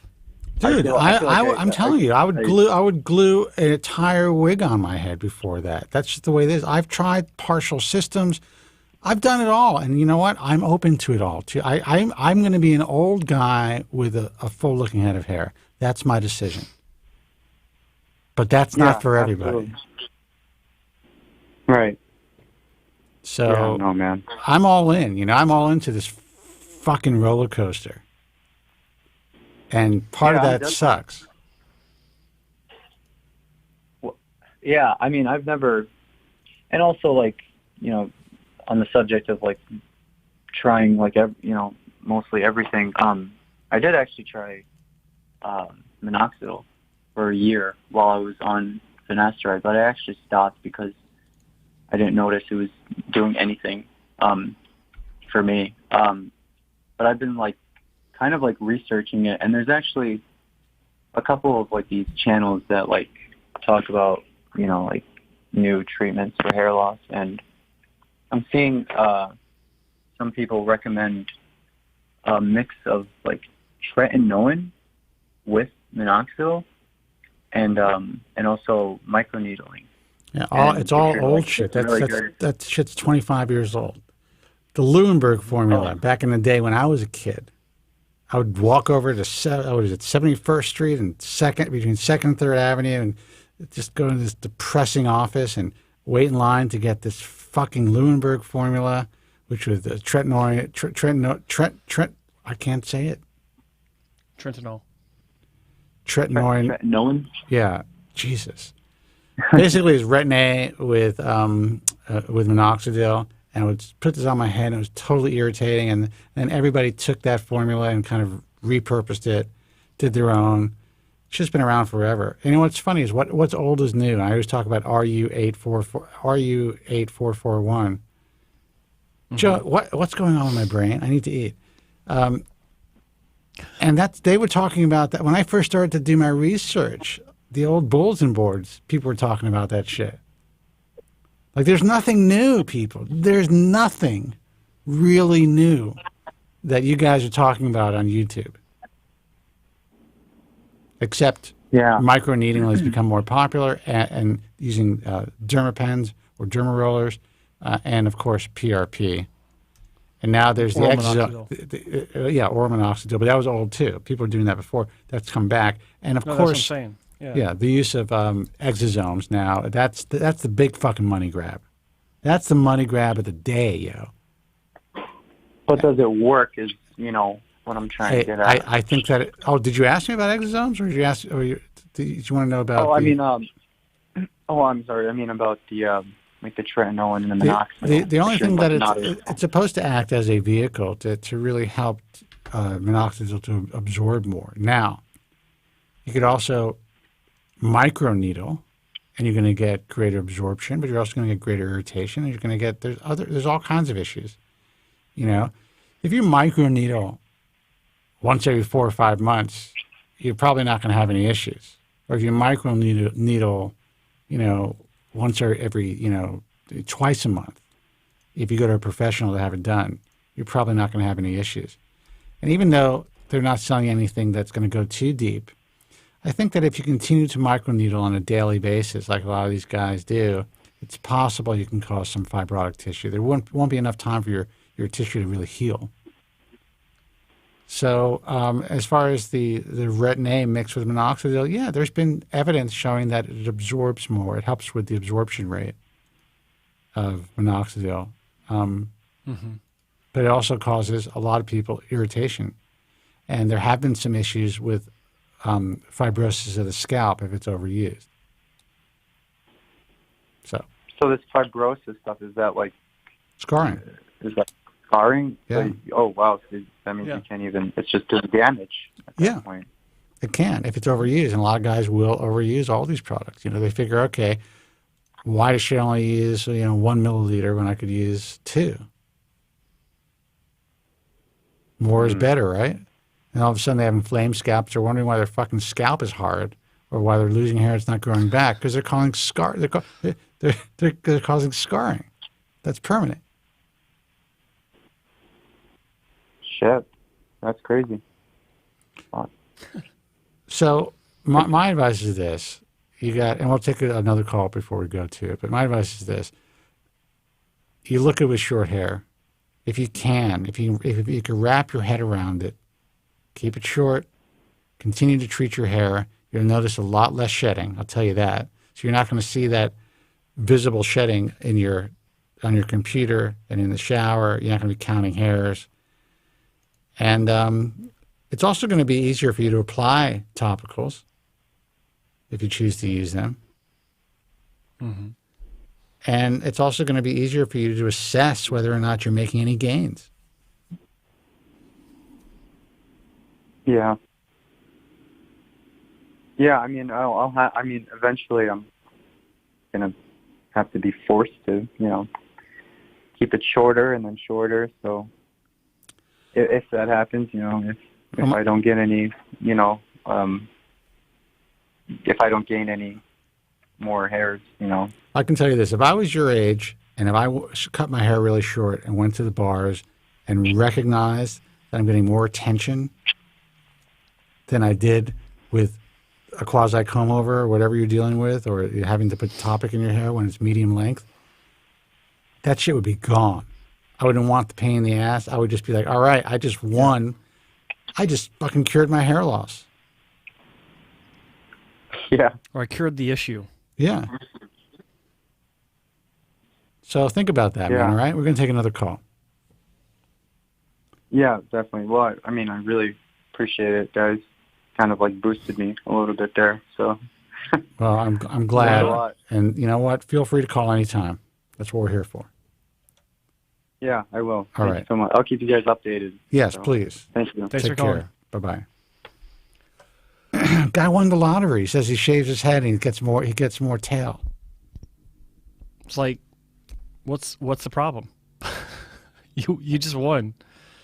Why are you calling us? To brag? And here's the us feel problem. bad? And I get it. Yeah. Because I have OCD. But there may be some body dysmorphic issues, or it may be he just really doesn't like himself with this closer shaved head, and he remembers what he looked like with longer hair. Here's the thing about growing up, sadly, and changing. Shit changes, man. Your face fucking is going to change. If I look at myself when I was 21 years old, it's fucking beautiful. Shit drops. It just changes. Look, what am I going to tell you? I'm going to lie? Gravity takes over.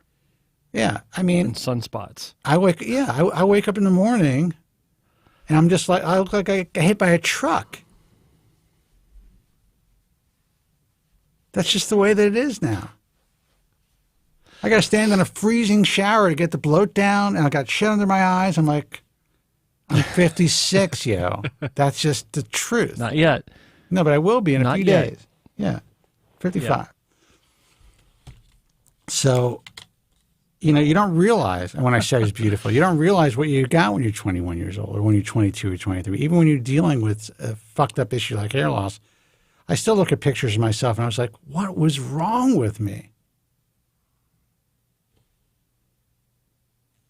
I look at pictures of myself from 10 years ago and think the same thing. Well, you're talking about when you were a kid. I'm talking about 10 years ago. I understand it. I look at stuff from me 10 years ago, and you're talking about sunspots and skin. I got all kinds of like discoloration and just shit. It doesn't matter what you do. You're in the sun, you're out of the sun. None of it matters. And then if you start getting peels or lasers, all the shit, eventually you become like parchment. It's ridiculous. Parchment. Aging is a reality. And I want all you young guys to know that as fucked up as hair loss is, and it's fucked up, and that's why I do what I do, try to enjoy whatever time you have when you're young. And if you're able to cut your hair short and enjoy those days, fucking take that. Let's see who this is. Yep. Hey, you're on the air. Who's this and where are you calling from? Hey, my name is Brian, calling from Toronto. Brian from Toronto, welcome.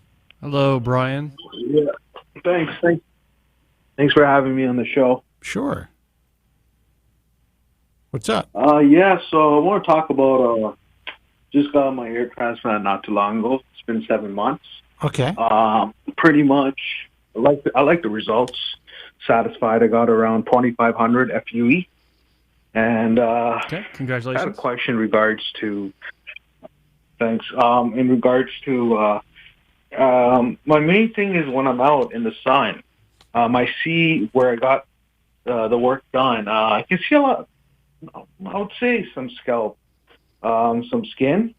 Whereas if I'm in the dark or just normal lighting not even normal lighting, just in the room with regular sunlight coming through the windows, perfect. It's like first class. Suppose when I'm outside right at the sun. So don't go outside. Do you think that would take some time for it to like... Pardon me? Don't go out. Just don't go outside. Problem solved. Well, I mean, right now we're in a lockdown, so yeah. But eventually I'm gonna want to go out, so I'm just testing how it would look like. So I just well, do you think that it looks? Do you think that it looks? Do you think that it looks unnatural, or do you think that it just looks like you can see your scalp?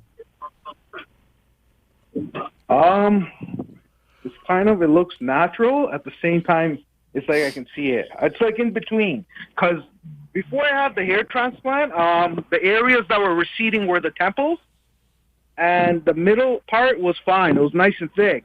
I feel like after I got the hair transplant, it's a little different. Again, I'm not taking any finasteride or minoxidil. I'm just doing it like naturally, just with my biotin and the shampoo. Okay. Well, there's nothing. First of all, there's nothing natural about a hair transplant. It's like one of the most unnatural things. You're basically having surgery to move hair from one area to your scalp to the other. So just by making that investment in time, money, the emotional investment, it's probably a decent idea to try to protect that investment because your hair loss will progress. For sure. Oh, yeah, definitely. How old are you? That was what I was going to ask you next. How old are you? 33. Okay. Well, so you're a young lad, and you've had your first hair transplant. And I'm sorry if you said this, but who'd you have the work done by? I just want to keep it right. It was in Toronto. I want to blast the name out. Okay. That's fine. That's fine. As long as you're happy with the work. I'm sorry. Who did it? It was in Toronto. He doesn't want to. He doesn't want to say who it is. Oh, okay. Fair enough. Yeah. Let me say this. Okay, so your original issue. I think you're asking how long. You're 7 months in from your surgery. How long do you have to wait to where your scalp is no longer see-through from the result? Is that what you're going to ask?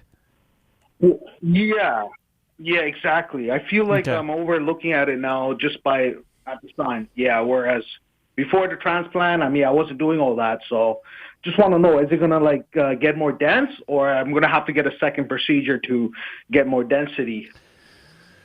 Well, that's you just found yourself in the same conundrum that thousands of other guys find themselves in every day.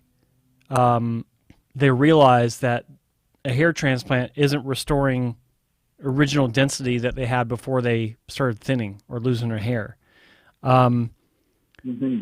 Most likely, it can get better. Like 7 months is still kind of early. Like it most likely will thicken up over the next few months. It takes the average or the rule of thumb with most clinics, most doctors is it takes a year to see the final result. You'll have some that'll say it takes 18 months.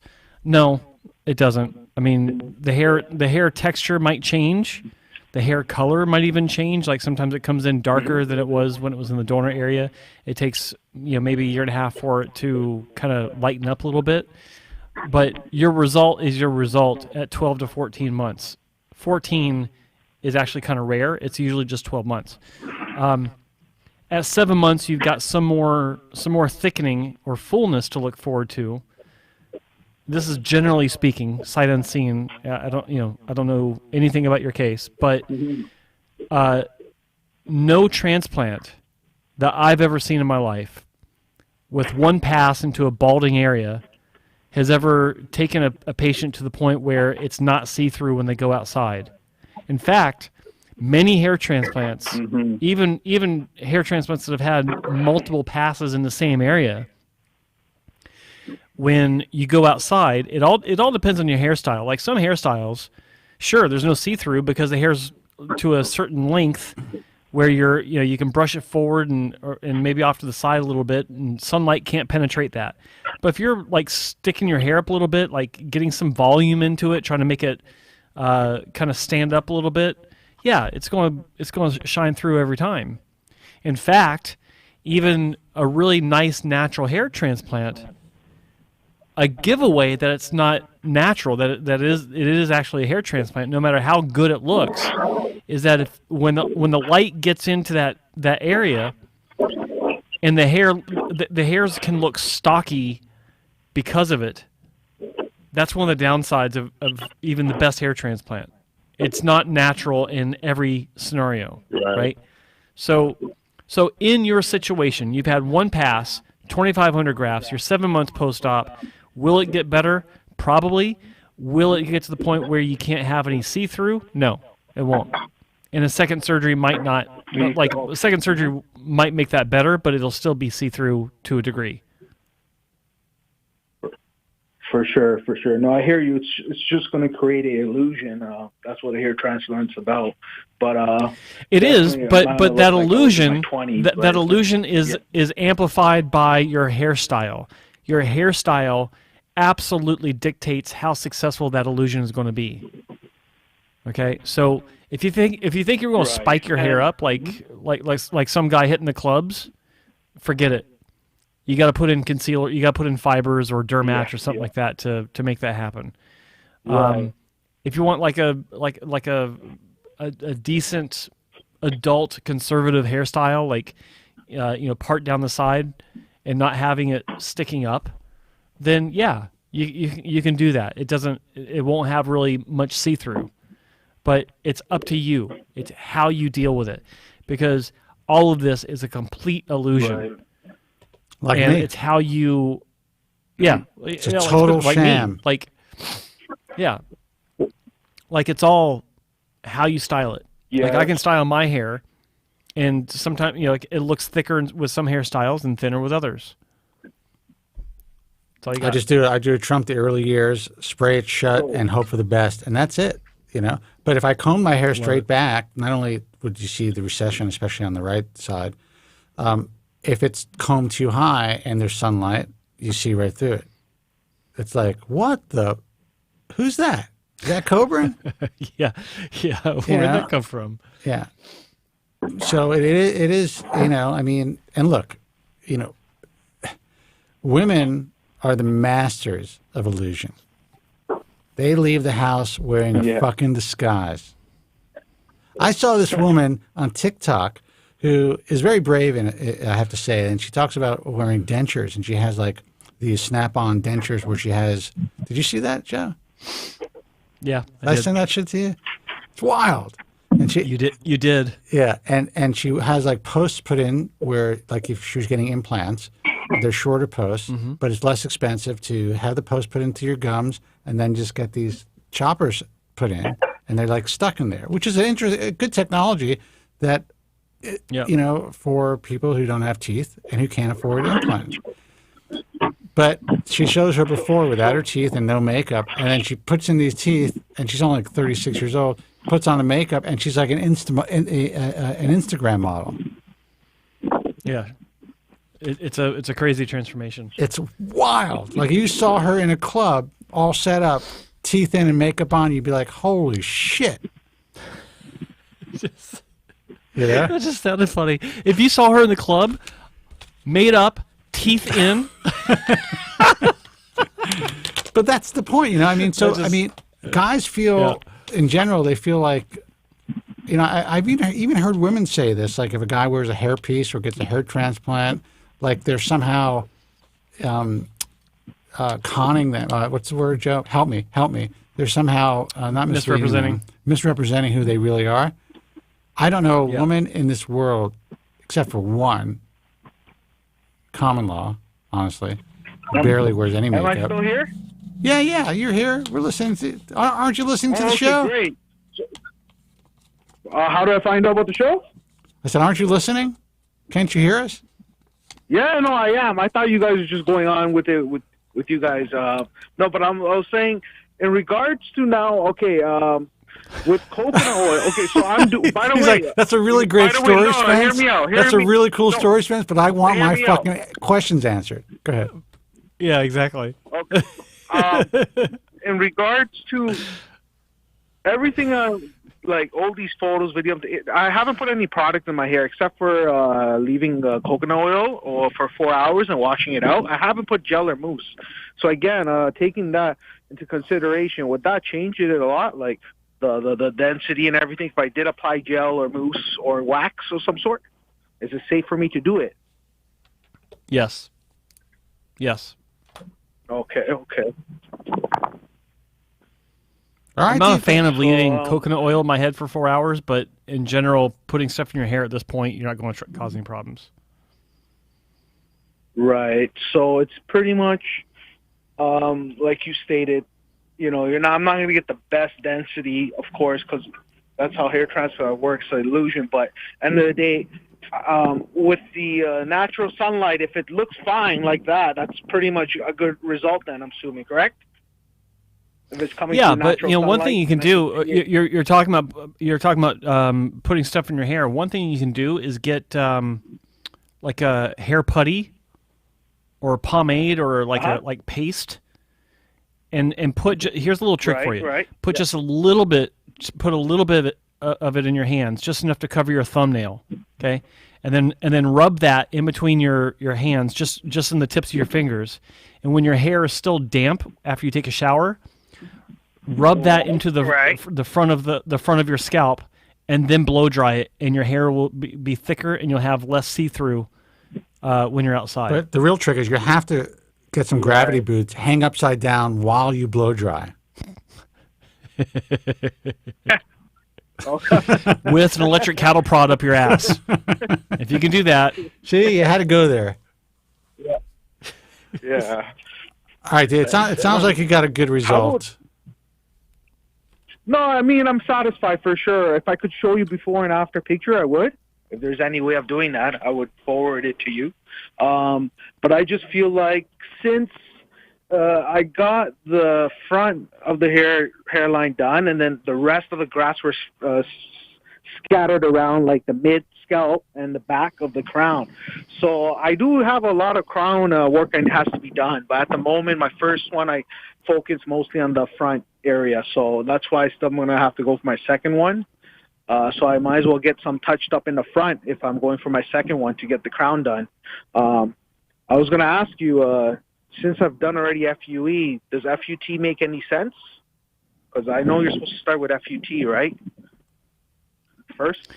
Well, it's hard to say. Like, it makes sense for some people, not for others. It really depends on your situation. But I look at it like this: if you think that FUT is in your future for whatever reason, then why wait after you have FUE? Because if you have FUT first, then you're maximizing that donor area. If you have it second, then that strip that's taken out will have less hair in it because you had FUE before, right? So I don't know. I mean, does it make sense for you? I can't answer that because I don't know anything about your case. It may. Like, it depends on. It may make sense because you're not taking medication to stop your hair loss, which means that you will definitely be in a position where you need to maximize that donor for every graft that you can get. And most doctors I know agree that maximizing your donor region means stripping out and then switching to FUE. But that may, I can't say if that's the right course of action for you. Talk to your doctor about it. Right. Like, does your doctor do FUT as well? No, for sure. No, he's just doing the FUE. I think that's a new thing now, right? Everybody's doing FUE. Certain doctors, yeah, they will. But majority of the ones I've called, and I went on YouTube and I was referred off them. Really great results, the ones that I've seen. Made me want to go to him. So, yeah. But are you speaking with doctors that are IAHRS members? Yes. The doctor himself actually did the surgery, and he is board certified. Yeah, I didn't have a technician do it like. No. There is no board certification. Just so you know that, okay? There's no board certification for hair transplant surgery. IAHRS. Okay. International Alliance of Hair Restoration Surgeons. It's the foremost association in the world that accepts members based on quality, not based on the number of letters behind their name, not based on if they wear a sash to a conference and kiss enough asses. It's based on the quality of their clinic. What's that? No, I did my research. I did all my research that he had a license, everything, number, and all that. So, yeah. I know there were some that were saying that they don't have an actual doctor doing it, technicians, right? Mostly those are the ones you're supposed to stay away from, the mega sessions. You've just thrown about 7 different things. No. Technicians are fine, as long as they're experienced and they're not bouncing around from one clinic to the next every week based on contract work. Like, there's nothing wrong with technicians. So that's a fallacy. That's a false. Okay. If a doctor has a license number, that just means that he hasn't that doesn't mean anything. It just means he's licensed. Like, a dentist is licensed to practice dentistry. A doctor is licensed. Like, that doesn't mean anything. It means he hasn't fucked up so bad that he was had his license taken away from him. Mega sessions, nothing really wrong with them. Like, when they work great, they work great. Like, they're awesome. So these aren't. Yeah. I mean, we're kind of getting to a different subject here, but those are not things that qualify as research. Those are things that qualify as, well, the license. That's just a basic requirement for anyone to be able to be a doctor. But what I was talking about is, like, you've got hair transplant clinics, and then you got IAHRS hair transplant clinics. There's a big difference. So just do some research along those lines, and you'll understand what I'm saying. Okay, don't base your research on Instagram. Yeah. Don't base your research on Yelp or Google reviews or any of that BS. Yeah. Okay. Go to iahrs.org and go down the list. It's a safe place to start, and then you go on from there. Right. Okay. What's your take But on, if you're happy with your doctor, that's what really matters. So, Yeah, I'm happy. I'm happy with my doctor, and I was going to go for more grafts. He said I'm only not limited, but I guess mostly in North America they do that up to 2,500 grafts or something. They won't go more than that. I don't know if that's to make more money or what it is, but I wanted more actually on my first session. So the maximum he gave me was 2,500. And then if I want to go again, I go again. So I guess that's the only disadvantage.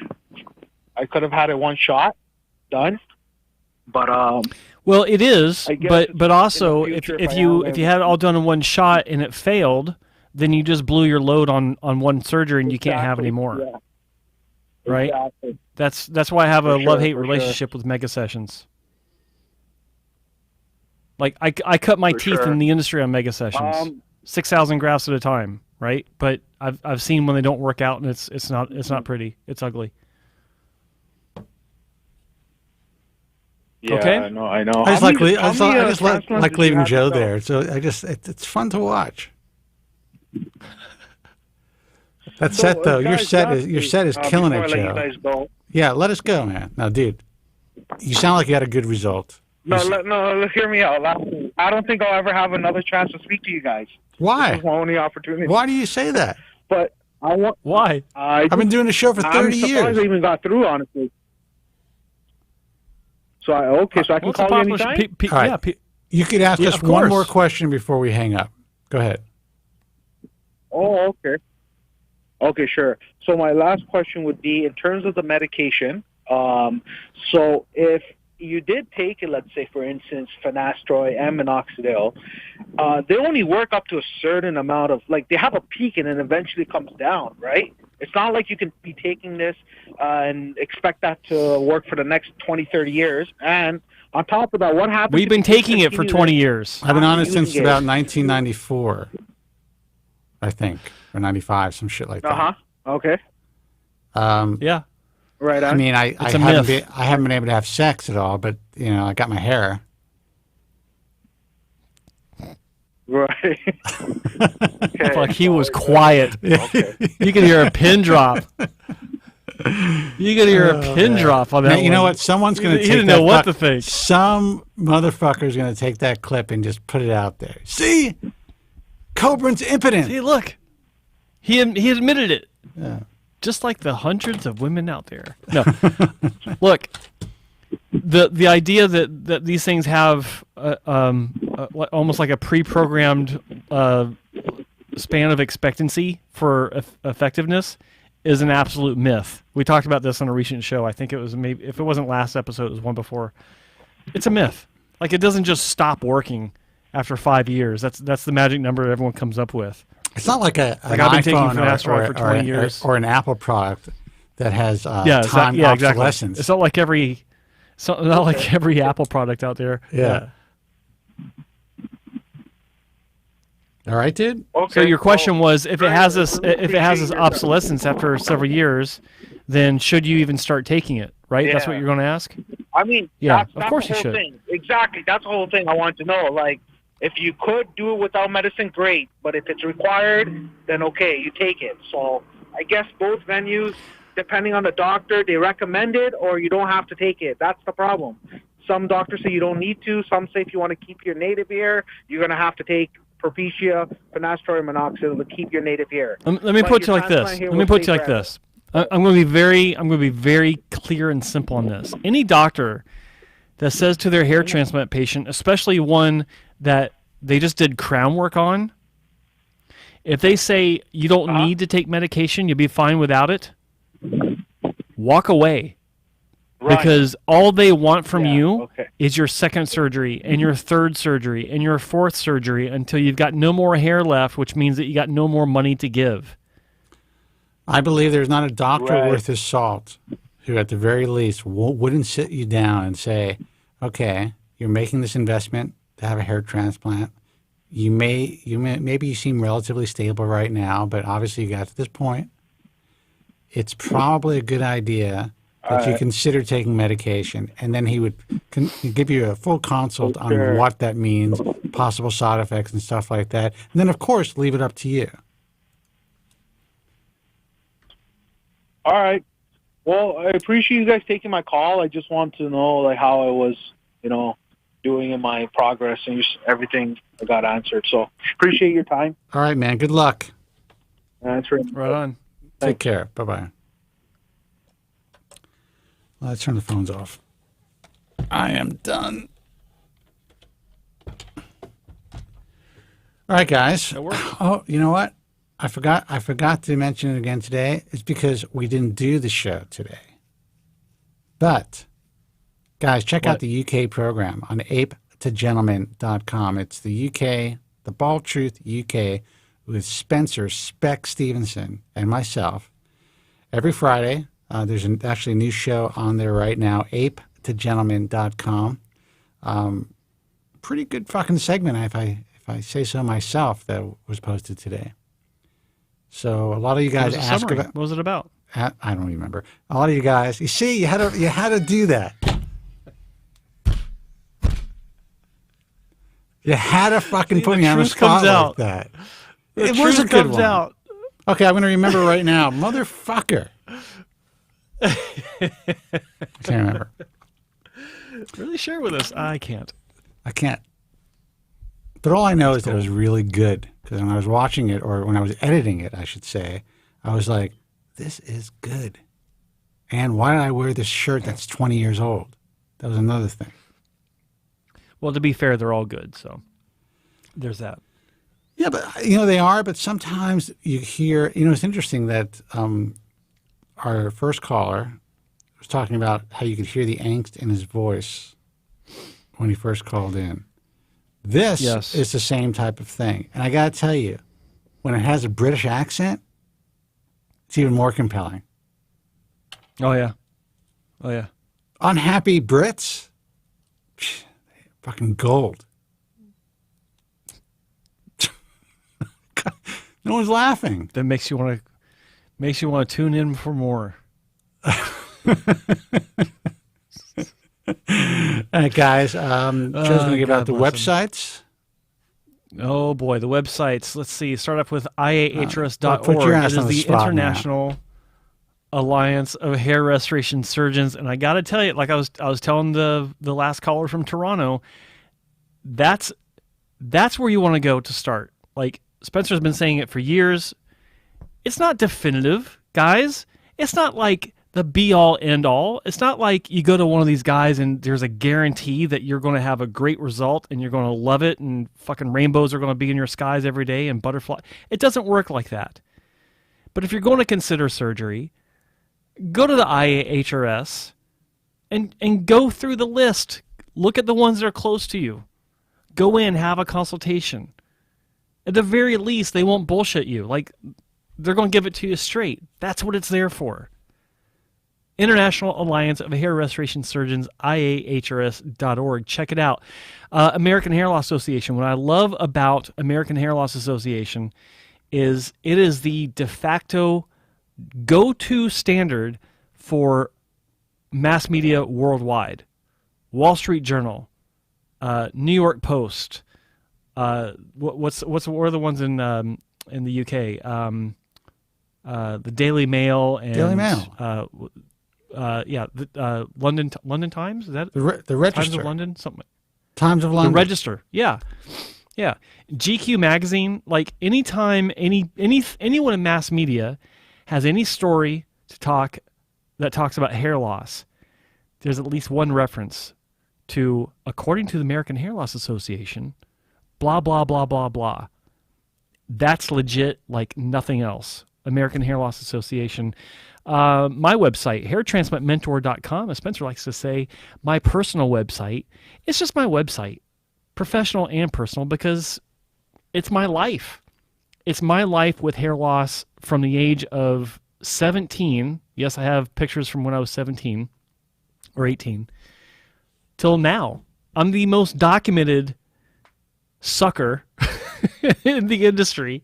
That's true. Worldwide. I started this stuff documenting in near real time through my first three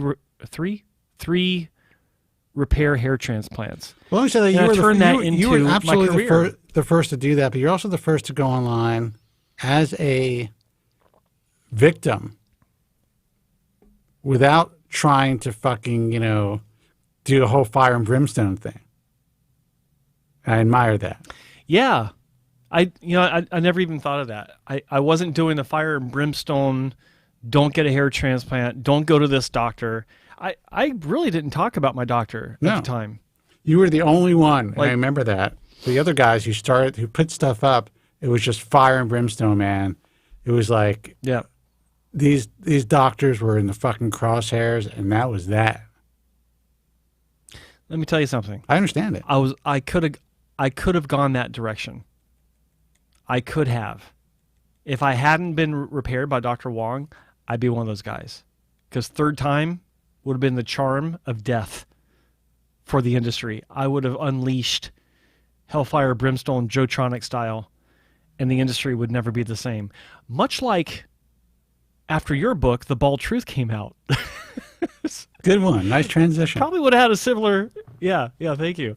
But speaking of the Bald Truth Talk, the single most trafficked hair transplant forum on the planet, bar none. And the great thing about it is there's no bullshit there. You don't have anonymous people that suddenly pop up and say, oh, my hair transplant was so-and-so was great. You should go check him out too. Thanks for reading. Just these generic BS postings from people that don't really exist, that are actually probably the clinic or probably even the moderator of the forum trying to drum up business from the clinic. saying, "Look how people are talking about you on our forum. You should come join us." That is how it works. It's so. It's so. You know, when people write yeah, and they're like, "Oh, there's not a lot of people posting," and you look at the numbers of people reading, it's like, 25 members, 2,900 users, who are anonymous, who are just reading 300,000 comments and posts that have been up there for over a decade. That's the value of it. Learning. Those are the people doing their actual research, like reading legit stuff. The guys that spend the time interacting, I hate to say it, it's certainly an interesting group of people. And there's a group of people that they're actually in the industry that are acting as multiple users. But in my view, if you see a super active hair transplant forum, meaning people are posting like crazy and complimenting doctors, you move on to the next one. Because real people in general aren't just saying, "Great work, doc. Classic. That's beautiful. What a hairline." It doesn't happen. No. Normal people read and learn, And normal people don't hang out on forums for 20 fucking years making comments. Well, that's true. That's another one. That's true. Anyway, I think that was it. Did I cover them all? Yeah, I covered them all. That was it. Good Back job. to you. All right, guys, we're gonna call it a night again. UK callers, UK show. If you want to, hang out with us Friday mornings, contact. You know what? Follow me on Instagram. Excuse me, at Spencer Kobren. You know how to spell it, at Spencer Kobren. And if you want to get on the UK show, contact Specs, Spencer Stevenson. That's specshair.com. And you'll be all set up. And Joe is what? The real Joe Tillman? On Instagram? Joe Tillman Official? Yeah. Joe Tillman Official, yes. At Joe Tillman Official. Twitter is real Joe Tillman. Okay, you gotta line all this shit up, man. You gotta have one across the board, one handle. Figure it out. So yeah, I really should. It's at Spencer Kobren, guys. Do me a favor, follow me. I'm slowly building followers. It's crazy. I have to beg you, motherfuckers. But it's slowly building. You're not going to see it jump up to 100,000 followers overnight like everybody else's hair account. But I wonder how that happens. But everybody that's taken the time to follow has interacted, getting more video views. That particular outlet is growing. I like putting the content up. It's fun. And you're doing a good job. Oh, thank you. All right, guys, until next time, be strong, God bless, and thank you guys so much for listening. Have a good weekend. Good night. Just pull a Biden. Good night. Thank you very much. I'm sorry for any inconvenience you may have been put to prior to the programme, and I'm glad you enjoyed it. And if you could now leave by the exits at the rear, that'd be splendid. Thank you.